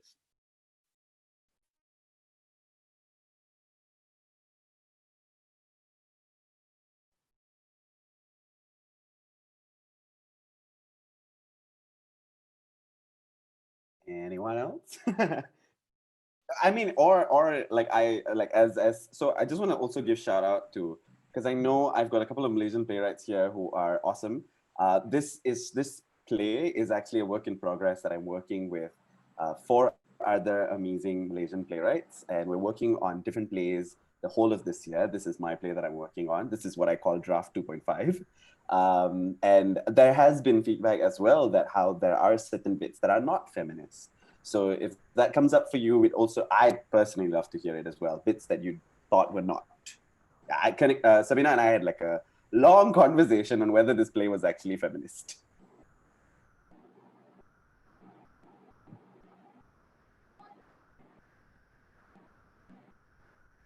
You can also let it percolate. It's a lot to take in an hour and a half of video and then to have to say something critical analysis about it. For me, I think this play personally, I mean, I'm biased obviously, right? But I think it's a feminist. I think anything interrogating a source material in a way that plays around positionality to me is inherently feminist, even if it's not narrated by, starring by women. I think it still can be feminist. Yeah, okay. Another question that I'm curious to hear your responses to, and also if you've raised your hand in the chat, feel free to just talk. What has made you uncomfortable in the performance? Particularly if you identify as Hindu, did any of the way that the characters were talking make you uncomfortable at any point? I'd love to hear this one.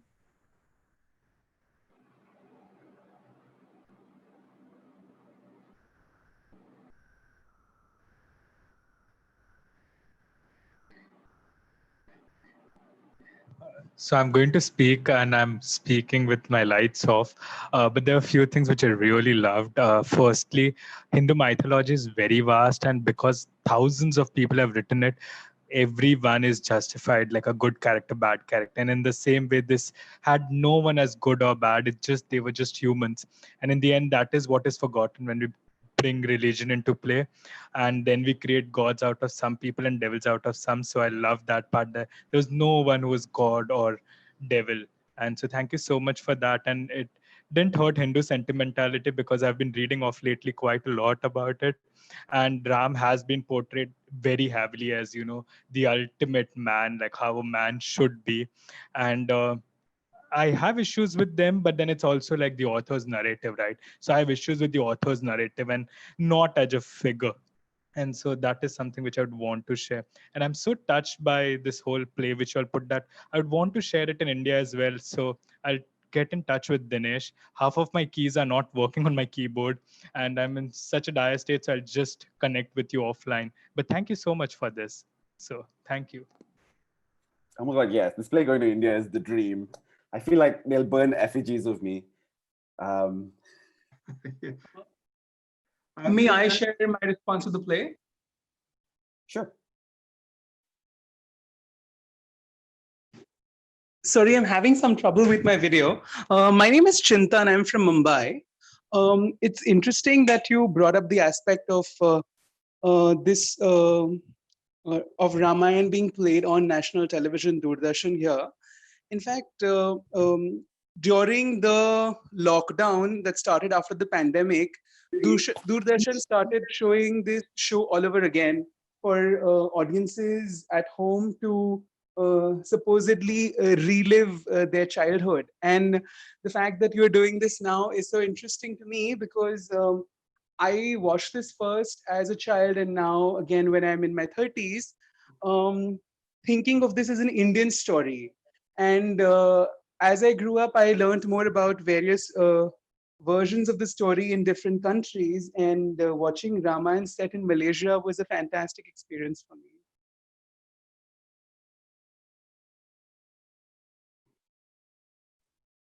I'm sorry, can I say something? Thank you, Dhinesha, for doing this, and for everyone for staging it. It's amazing to see these stories retold, obviously, all the time.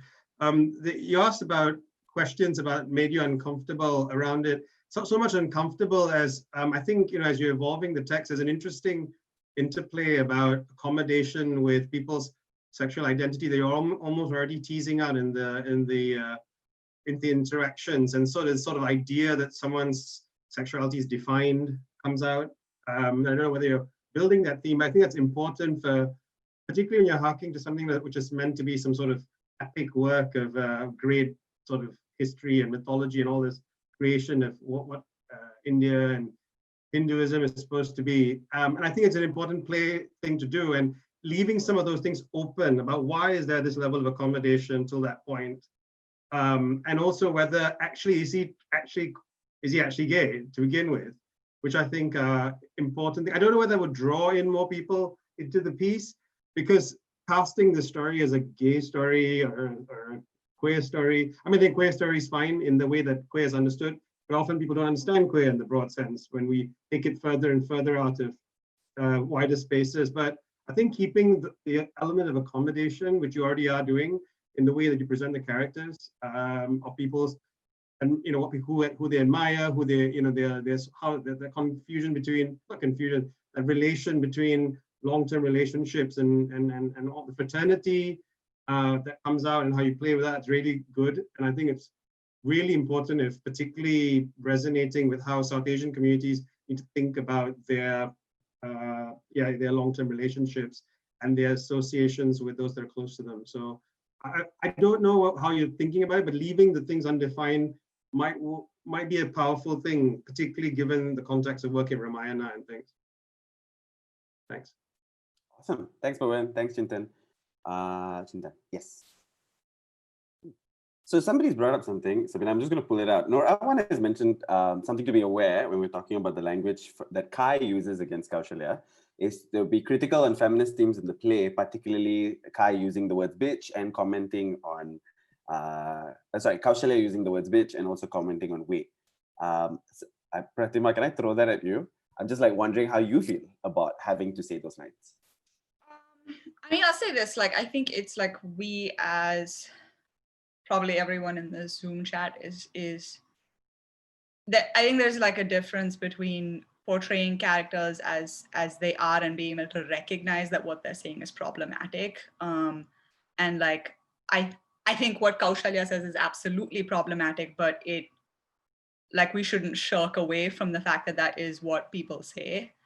And so I would want to show her, like, it is like, if I think of her as like, let's just say like Ram is 30 and this play takes place in 2020, she is of, you know, she's like someone like my mom who comes from that era that does believe in tradition and that like your worth as a woman comes from how good your family is. And that's problematic, but I wouldn't want to like erase that person saying those things because that's a real person. And I think it's more like, let's be honest about what she says and recognize that it's a problem. I think it is an interesting, I mean, I think like it's an interesting counterpoint with Sita as well, of someone who tries to get out of the situation she's in, and Kaushalya who like gets out in her own way, but does like, you know, I don't personally agree with her association with her worth as being Dasharatha's wife. But I think it's a realistic depiction, and I think that it's on us to like make clear in the play that this is a problematic thing, but this is a real thing, and not ignore that that is how people behave.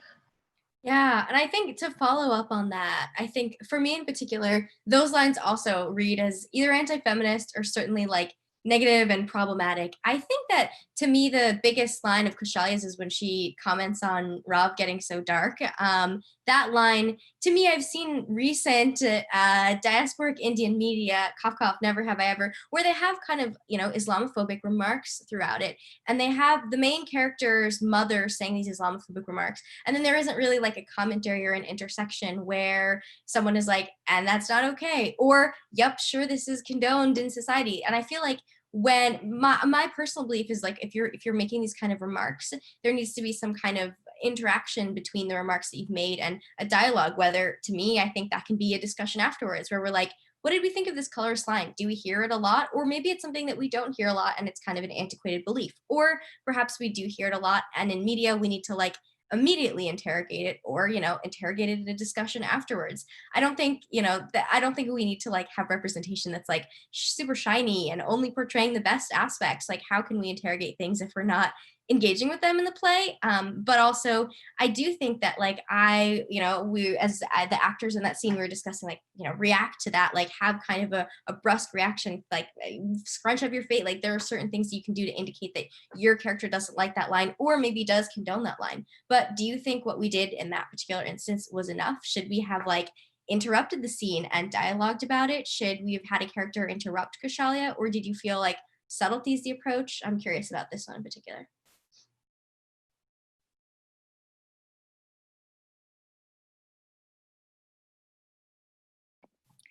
This is Claudia speaking. Beautiful production, by the way. I'm super curious about what's the point of theater? Like, is the point of theater to show reality and then have us, the audience members, react to that reality and have ideas? Or are we supposed to be given a story that's supposed to tell us how things are supposed to be? So I think it's completely fine to have anti-feminist or pro-patriarchal or problematic male supremacy culture performances inside the play. And you'd ask the question of dramaturgically, should the production add in a moment that literally interrupts the play and allows you to step outside of the characters in the play and say, hey, look at that. Huh, and then come back in? That feels like a really fly stylistic choice. Like, I wouldn't mind to see y'all Saved by the Bell style jumping in and out of this jazz. That would be dope. But I enjoyed it for what it was as well. But I was curious about what you even meant by feminist, because I was like, feminist, like, are we judging feminism as being anti-patriarchy? Are we judging it as the frame of today? Are we judging it in a frame of a different country, of the United States? Like, I'm curious about all these things. I love that this show allowed me to be curious about all these things, though. Yeah, I wanted to jump in, Claudia. if it's okay, just because I feel like my character also caused me pause. She's not the most likable woman. She has a lot of flaws, and playing her was a struggle a little bit for me, especially in the first sort of initial rehearsals and the first readings, because kind of got to my core of like, well, this isn't how I think a woman is supposed to be. And she's definitely failing the Bechdel test. When she's talking with Kushalia, it's all about the men in her life and the power that she's trying to wrest away from men. And so I think it's, I'm a playwright too, and also a writer. And I feel like the struggle is always that, like, what are we showing about the world that already exists? And where is the role of art in showing the shitty, heteropatriarchal, Hindu fascist world that currently exists? And how do we then take art to be able to show us the world that we want to actually live in? And I feel like this play is kind of balancing both, right? So that we have our problematic characters.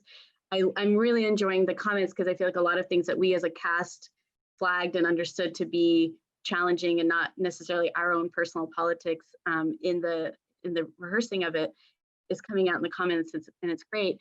And I feel like there is, there's like almost like a bridge building that we're doing with work like this, where we're going from the shitty world we currently live in towards that vision of justice and liberation that we're working towards. So that's kind of how I was thinking about it as I was playing my problematic Kai. Yeah, I kind of want to jump off of that thought. I think like the characters in this script, and this is like my opinion looking at the characters and things that they say, I think they do a pretty good job at like problematizing themselves. Like there's a lot of things that I think each of the characters say that are like kind of moments that we would hope makes an audience roll their eyes a little bit, right? Which then extends this conversation of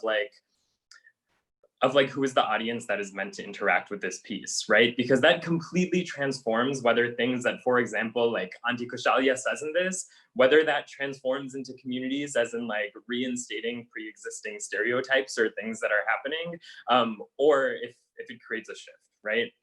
And so I just to put that audience piece in, I think like another question that I really have around this and around like character response to moments that we wouldn't stand for today. I think like mythology sets something really interesting up for us, right? Like as a tool of the past, I think it's shitty in that like, I think like history for the most part is an archive of pain and suffering. But also like mythology uses this idea of like magic and imagination to like reinvent current moment, right?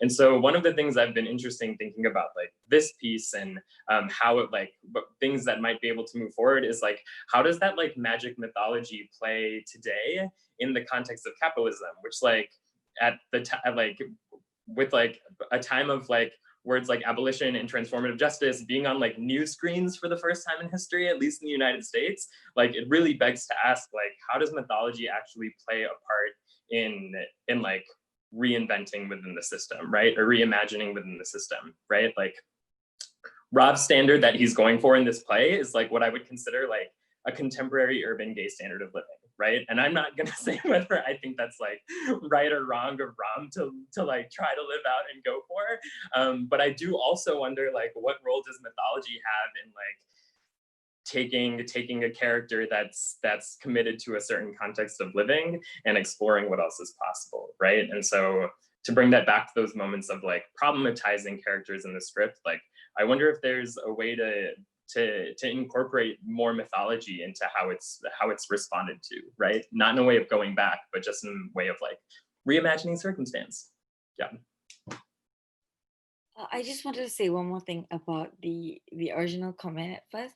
I don't know if this was on purpose, but I think that how like Rav and Sita, like how they interacted, because like Rav is Ram's ex. So like how he interacted with her versus how like Kai and Kausalya were interacting. I think that was really good to see how they were interacting differently, because I think that in the newer generation, we're more supportive of like each other. Like I think that we try to spread the message of like, you know, there's no reason to hate your boyfriend's ex, or like if your boyfriend is cheating on you, it's not the girl's fault, it's your boyfriend's fault. He shouldn't have, you know, that, versus like when our parents would probably not feel the way. They would be like, that's skank, like why is she just stealing his husband? So I think that it was fine. It was really nice to actually see Kai, and like, I mean, like by nice I mean that it's like a good portrayal of how they would actually act, like older people compared to us as younger people currently. So I actually like that they showed that. I don't know if that was on purpose, but yeah, I appreciated that. Thank you. I just want to bring up, so I'm just going to pull things from the comments that have come up. Somebody did ask whether the play engages in bi-erasure. So just a context, like sort of the basis of where I was writing this character of Ram is because I think there's this weird stereotype within queer communities that, you know, a lot of gay men identify as bi initially and then come out as gay. And to a certain extent, I was sort of flipping it and having Ram go through the opposite.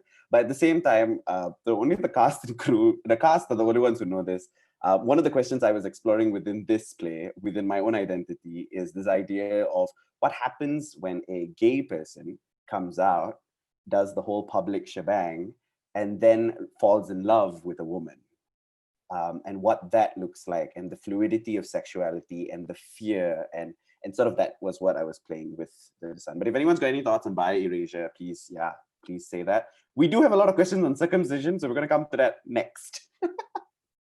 A quick note on that, I feel like Kanika and I like met each other and started doing theater together at historically women's college, where we got to play around with a lot of theater where like gender identity in characters is like super fluid, and it's like it doesn't really, we're not biologically essentialist. We don't, it's not the meat of the matter whether like a woman is playing a man or however that identifies. It's more about like the centrality of the character, and I feel like that has really affected how I see plays and how I think a lot of people who had that same kind of theatrical experience see plays where it's like characters, gender, and like presentation is fluid and not necessarily the meat of the matter if it doesn't have to be. Like I feel like bi-erasure is definitely important here, but I feel like these characters were intentionally super fluid in the ways that they identify and the labels that they choose not to use, and I think that can be fine.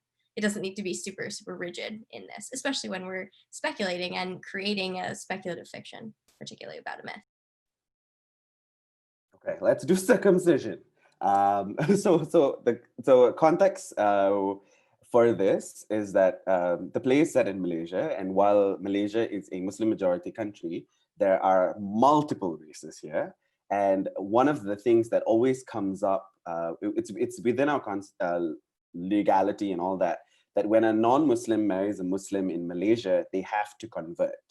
That is a requirement by law in Malaysia. And what happens a lot of times in Malaysia when people have the conversation of a non-Muslim marrying a Muslim and converting is that if it involves a guy, we always end up talking about his circumcision because it's part of that process, right? And so that was one of the reasons why I brought it up, because it's a very common conversation in Malaysia with non-Muslims converting to Islam. And that is what they talk about. The other bit is that within the Malaysian Indian community, Malaysian Indian male community, male identifying his birth, is circumcision is complicated. There's like a subset of people who are circumcised, subset of people who are not circumcised. And it's very weird because sometimes we have parents, like fathers who are not circumcised, but sons who are circumcised. And it's a conversation that parents have with doctors for medical reasons and things like that. So it's not necessarily like everyone gets circumcised, but it is something that happens within the context of Malaysia, especially with Malaysian Indian men.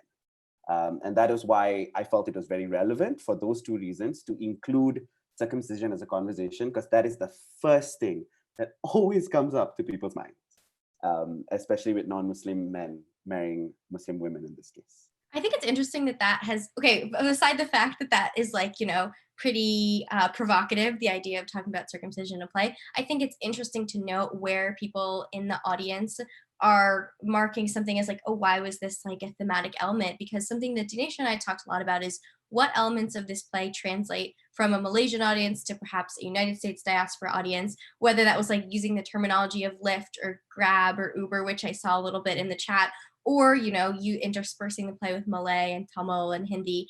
Yeah, we were interested in seeing how diasporas are so different, but also like acknowledging that there are some things that every audience might not know and understand, and that like translation is always going to be messy and we don't really need to attain for a perfect translation, and kind of like assuming any one kind of translation or audience is really narrowing our frame and like defining our imagined community in a really narrow and unthoughtful way. So like, I think as someone in the diaspora, I'm always realizing that there are always parts of people's lived experience that seem similar to me that I probably will never understand, and they're totally untranslatable. And I guess part of enjoying theater like this to me is like, is there an incommensurability where I feel like I can understand what's happening here, even though maybe the lines don't translate from Malay, or like this cultural significance doesn't translate? Am I able to like feel and understand what's happening? Or am I confused by the details? And that's, I feel like, where a director and playwright can intervene and say, this maybe we should take out, or this maybe we should have more context to, or maybe you could lean into kind of the uncomfortability of it, depends on the significance. So interesting to see how many people noted that as something that perhaps needed a little more context.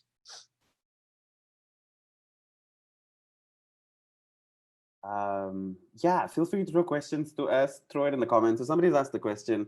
Yash has asked why Lakshmi is introduced as wearing men's clothing in the first scene.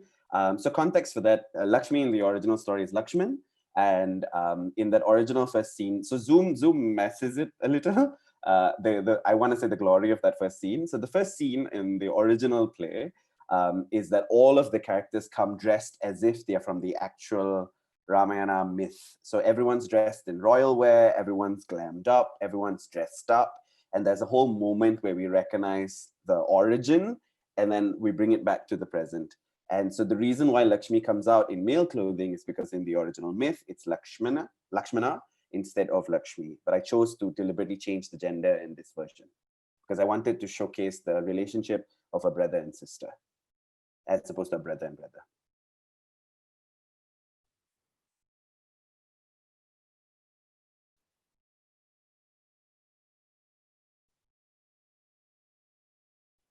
Question, are there any non-binary actors in the show or characters in the show? I think that's a Dhinesha actor question. So in the original, I believe, stage directions, Lakshmi as a character could be played by a non-binary actor, I think, and I think there is one other person, but sort of like not an actual speaking character, but yeah, that was not necessarily, I will be honest, as playwright, that wasn't necessarily my conscious thought, but it came up in like when I was putting together the stage directions for the actual stage version of the play that Lakshmi could be, yeah. And someone's asked the question, the epic itself depicts polyamory, but this interpretation turns it into an extramarital affair. Okay, so again, Malaysian context here. Polygamy is not allowed in Malaysia, and the only people who have access to polygamy are Muslim men.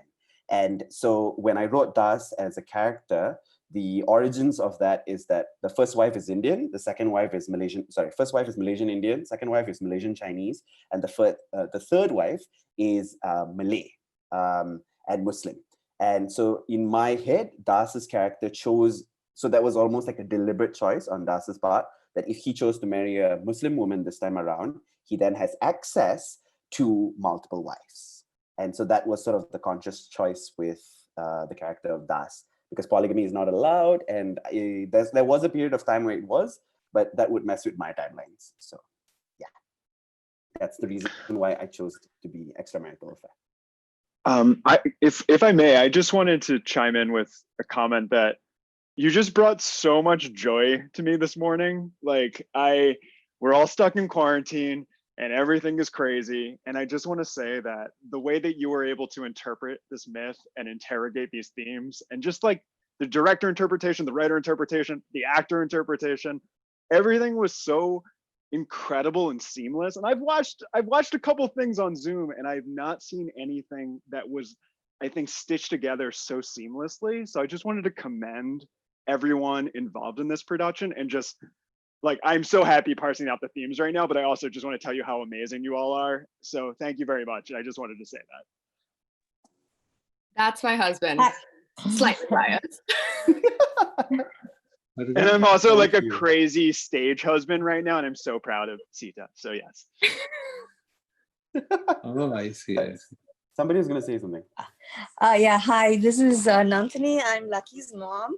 Sorry, I'm not switching on the video. So having taught Lucky a lot of Ramayana in a very different way, she was not comfortable with me and her dad, who's also here now. We were watching it together. So she wasn't comfortable in the beginning, but I have to say you did an amazing job. The adaptation was so good, because Ramayana is like million years old, and it has been adapted religiously, spiritually, like in any possible way, it's been adapted. And your adaptation to this contemporary world is excellent. So I couldn't find fault with it. And I really love the details, like Rama being good at beer pong. I think it was a reference to his thing in archery, like he was very good archer. So those kind of, there's so many things I don't remember now, but I was listening and relating to so many of such things all through the play. It was nice. We really enjoyed it. Great job, guys, and love all your acting, each of you. Kaikeyi, Rama, everybody. I mean, Sita was there, but Dashratha, all of you, your acting, your emoting, it was excellent. And like the previous person said, doing this all on Zoom without having even met once, it's amazing. And very good script. So congratulations and great job, everyone. Thank you. Auntie, thank you so much. You're welcome. Bye. So sweet. I am always really happy when people who are not of our generation are so receptive to that. That makes me want to show it to more people in my extended family, these kinds of productions, and hopefully open up more conversations. But that's a really affirming comment to hear from both of you. Cool. We have a couple questions more. I don't want to keep people too long and extend people's patience with Zoom. Do people have any final questions that they want to ask us or the audience, or things they want to say? Someone did ask about Das's character, so maybe I can comment on it for like a couple of seconds. So I mean, it's when you read a character like that, you have to kind of nuance him a little bit, because it's easy to say that, oh, he's an asshole, so he's just a dick for the sake of being a dick. But then when you dig deep into his character, you realize that he's genuinely, even though he makes really terrible decisions, he's genuinely interested in, well, he's genuinely, so he's ambitious, and he's also very genuinely, I keep saying genuinely, he really wants the best for his family, and he makes these decisions because of the love that he has for his family, and his ambition as well. Like he started working at a really young age, and as an actor, you kind of have to sort of, I don't know, use that to, you can use your own life. Like as an actor in a very tough field, in industry, entertainment industry, it's very difficult. You kind of have to be ambitious. And so to use that ambition and the love for acting is what drives Das's, or not the love for acting, but the love for his business, the love for his family drives his decisions, even though those decisions end up ruining his family. So if that kind of made sense, if that makes sense, you know, just my 2 cents. Dhinesha. Yes, Leisha. Okay, cool. Hi, everybody. I'm Leisha from Malaysia. I fucking hate saying that. But so I'm one of the playwrights who has been working with Dhinesha like for the last year. And I just wanted to comment about like how interesting it is to see like this Malaysian context being played out by this whole diaspora. Like, I don't think like, you know, when we write stories, we don't ever imagine them to travel this far and to travel like, and not just like physically or like the script, like softly, but like emotionally and like spiritually. And it was so interesting to me to hear like all the characters, all the actors speak Malay and say lah. And I'm just like, wow, this is really weird, but it's also really awesome. And I loved it when Das, the actor who played Das, kind of messed up with the word takpe, and he was saying tape. And I was just like, but I felt like it added to the script, you know? I felt like it almost made Das this character who has nothing to do with the outside world. Like all he cares about is his company and his family and all these things. But I found it really, yeah, I don't know. I just found it really nice, and I'm so happy for you, Dhinesha. And I think everybody did a really great job, like acting. But I did want to add about like the whole feminism thing and the female characters. Like, I'm so sorry if I talk too long. You can just cut me off. But so I wanted to say something about Kai's character. So Kai's character is a Malay Muslim woman, and in Malaysia, a lot of Malay Muslim women would relate to the, you know, the thing that Kai does, where she's telling Das to like make my son the next heir. Like, I think a lot of Malay Muslim women, they do it, but like they kind of relate to why. Because in Malaysia, Malay Muslim women can't inherit property or wealth. We can't inherit anything from our fathers or from our people, can't inherit it from our husbands. So like the only thing we can rely on is that we have a son, and that our son will inherit everything and take care of us. So like I just don't know if anybody knew that, but like, and I think at the same time I was kind of hoping that and we've had this conversation, like Dhinesha, that like I do hope like these facets enter the show, enter the script as well. Because I think what I realized is that with the other characters, with the male characters, they were this whole spectrum. Like the Shravan said, like, you know, Das is an asshole, but he cares so much about his family, and you see him care so much about his family. And it's almost like the women aren't allowed that. Like the female characters aren't allowed that. So like, I'm hoping to see more of a spectrum in terms of their personalities and in terms of what they want. And yeah, and I'm also questioning like this whole idea of feminist work, because I think I'm very much interested in the feminine, And I'm wondering if this show is a feminine play or a masculine play. Because right now, to me, it feels like it's an extremely masculine play. Because even the women are extremely masculine, you know, everything's about the fight, the conflict. But I was also wondering, like, what if Kaushalya was okay with him having an extramarital affair? What if she was like so fucking confident in her womanhood, in herself as a wife and a mother, that she's just like, okay, you're there. But like the thing that pisses her off is that Kai wants her son to be an heir. And I'm just like, you know, so I feel like what's the issue right now with the women characters, and like having heard it again, is that the women characters are very much characters we've already seen. You know, like all the other characters are new and fresh and interesting, but the women characters are like, we've seen these already, and like, you know, we can switch on the TV and we'll see them again.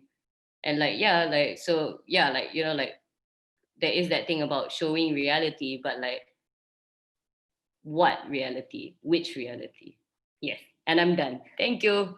Thanks for those comments. And I definitely hope our performance nuanced the characters so they weren't something that you've already seen on TV. And as a personal belief, like seeing these actors dive into these characters, they felt unique and special and not, you know, normative tropes. But it is good to always hear feedback for sure. And I don't want to keep everyone too long. We just have one last question, which I think would be great to hear everybody who's an actor and in the production team, their thoughts on. Somebody asked, what's the difference between, or how did you approach differently staging in person versus staging digitally? And I think as a director, I was like, oh my God, how do you recreate all the liveness and excitement that is live theater over Zoom, which is a conferencing software that is not super glamorous and artistic. But I think it gave us a lot of opportunities to do things like have Zoom interspersed in one of the scenes, or not assume that both of the characters are in the same place at the same time. And like, it also added this sense of like intimacy and closeness where you're able to like look directly into the person's face, which you probably would only get if you were sitting in the front row of a theater.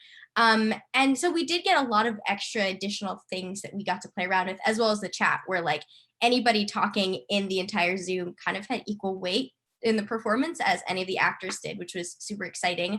But I'm curious, as an actor, how did you feel, actors in the performance, how did you feel about acting, or did it feel more like film? Were you able to recreate some intimacy with other characters? Please weigh in. I mean, I didn't think it felt like either like film or theater. I mean, it was a stage reading, right? And so I think it definitely felt like an in-character reading. I think like a question over Zoom is like, what is overacting, and like what will be portrayed when, you know, I think that's just like a challenging part. Another thing is like, theater has this specific magic to it, like live theater, of like everything going on around you is so sensorially intense that it's almost like a meditation on presence. Whereas here, it's like I'm looking at my face the entire time and don't enjoy that, you know? And so it's like the want for that presence. And then it's hard because you just like see your face in front of you. In terms of like the other actors, I just like want to kick it with you all. You know, I think it's been weird. Like I don't know a single one of you in person. You know, and yet we've been like rehearsing for this and like spending a lot of digital time together. And so I think like one of the things I'm left with, I just like want to be friends with you all, you know, and like I want to collaborate. I feel like even listening to like thoughts on art and why it exists from people, I'm like, this is a group of people that should like continue to be in that conversation, and hopefully we can look forward to a time and place where that's like in person and we're making new things that respond to those discussions. So yeah. I just want to jump on top of that. That was so well said. I think it's such an incredible gift to be connected to doing art at this time. I'm a documentary filmmaker, and I don't look like this at work ever. And I haven't really ever done any professional acting. So this for me was a really interesting experiment. And I think it's so wonderful that I got to start this experiment in a space that was all South Asian diaspora, a space where we were talking about things like color and gender and sexuality and empowerment. And that I get to connect with people from all over the world who understand what it's like when your parents do not support your acting career and want you to do something else. And we're just a couple of months into whatever is happening in the world right now. So this is just the beginning. And I think for this to be the place where we're beginning is so exciting. And I'm really excited to get to know everyone, because it's hard to find collaborators where you have an overlap in your culture and understanding of the world, but there's almost also so much mystery. I'm Pakistani, so a lot of stuff really went over my head. And I learned so much and felt so much more connected to this culture that I felt was always sort of in the periphery. And I feel so much more rooted in it now. And I feel like I've had such a rich education and experience through this. So I just want to thank everyone and just say that, yeah, this is the beginning. It's who knows where it will go and how it will develop. But I'm so excited to have all of these new collaborators and connections. So thank you. Yeah, I think I just say that I think it's really a testament to like the power of storytelling, that it was really able to like overcome the technical kind of BS, the whole like, you know, all the difficulties with Zoom, coordinating schedules, not being there in person. I've never done something like this. I also haven't done any acting in 5 years. This was the first time I've done anything theatrical in a very, very long time. And it felt very, very organic and surprisingly organic, given that we never even met each other once in person. I also get very emotionally attached to like my casts. Like when I used to do a lot of theater, like there was a like major post-show depression afterwards. Just because like that experience of telling the story together is really powerful and something that I haven't experienced in a very long time. And I think that is, I just think that really was still able to come through with all of us as icons on a screen. And that really surprised me, to be honest, but obviously in a good way. So yeah, I also, as Fazila was saying, I just want to say thank you to Dhinesha, Sabina, the rest of the cast and crew, and the audience for engaging with us, because I thought this was incredible. It's the first, hopefully, of many, many, many types of stories that are told this way. So. I'd like to say that I think for narratives that I've been in a few other Zoom productions, and this absolutely now they all said how much you all have actually worked with each other in the past. It's amazing. And I know it involves budget and for the tech to sort of get there and production and things. But this sort of a piece where it's challenging the audience to also think sort of in a non-linear fashion, in a queer fashion, whatever it is, particularly people who don't engage with that sort of sphere of sort of reading and things. It's actually a really good way to also produce for, particularly for people getting used to interfacing this way. I think a piece like this, I think there's a power in staging it in a theater space, and when we can do that and stuff like that.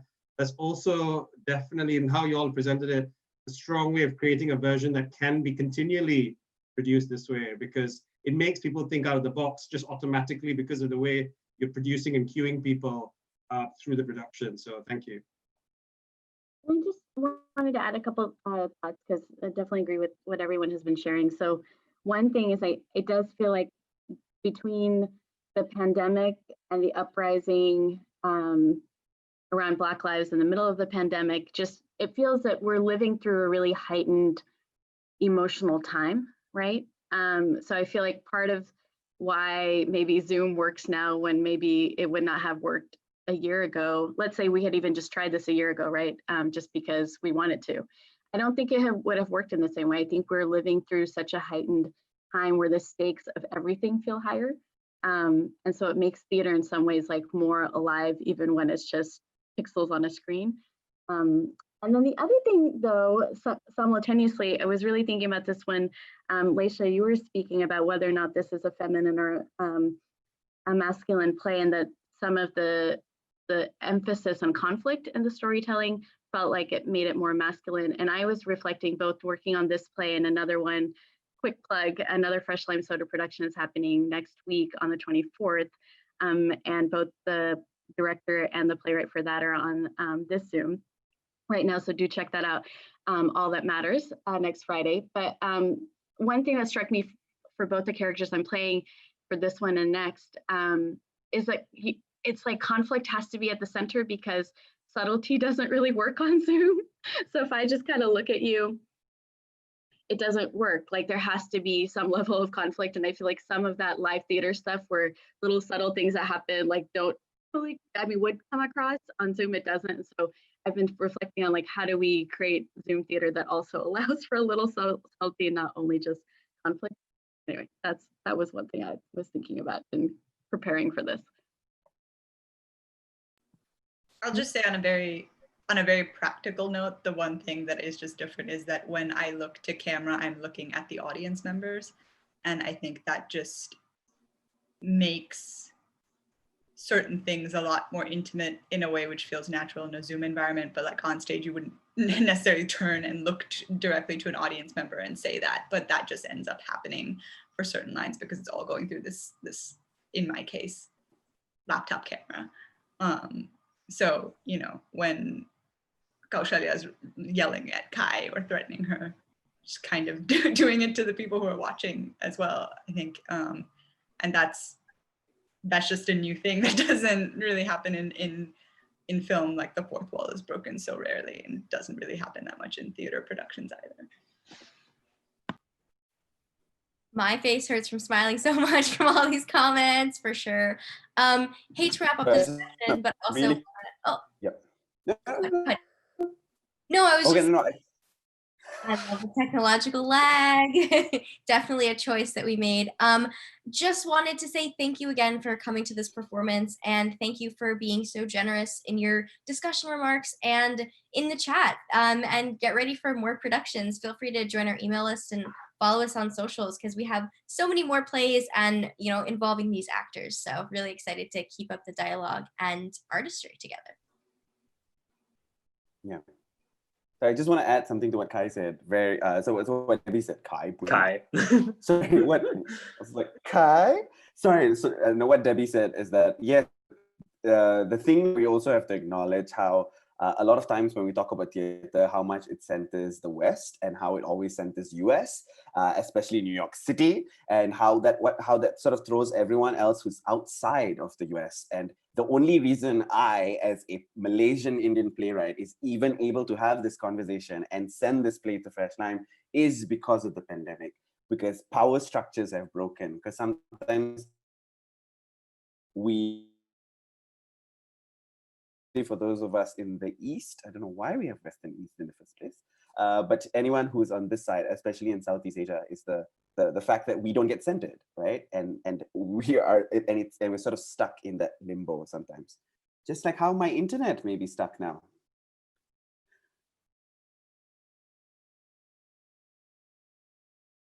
Amazing. Thank you so much for coming. Yay. Have a great Bye, day. everybody. Fun. Thank you. Everyone. Thank you, everyone. Thanks, Kanika. Woohoo! I love it.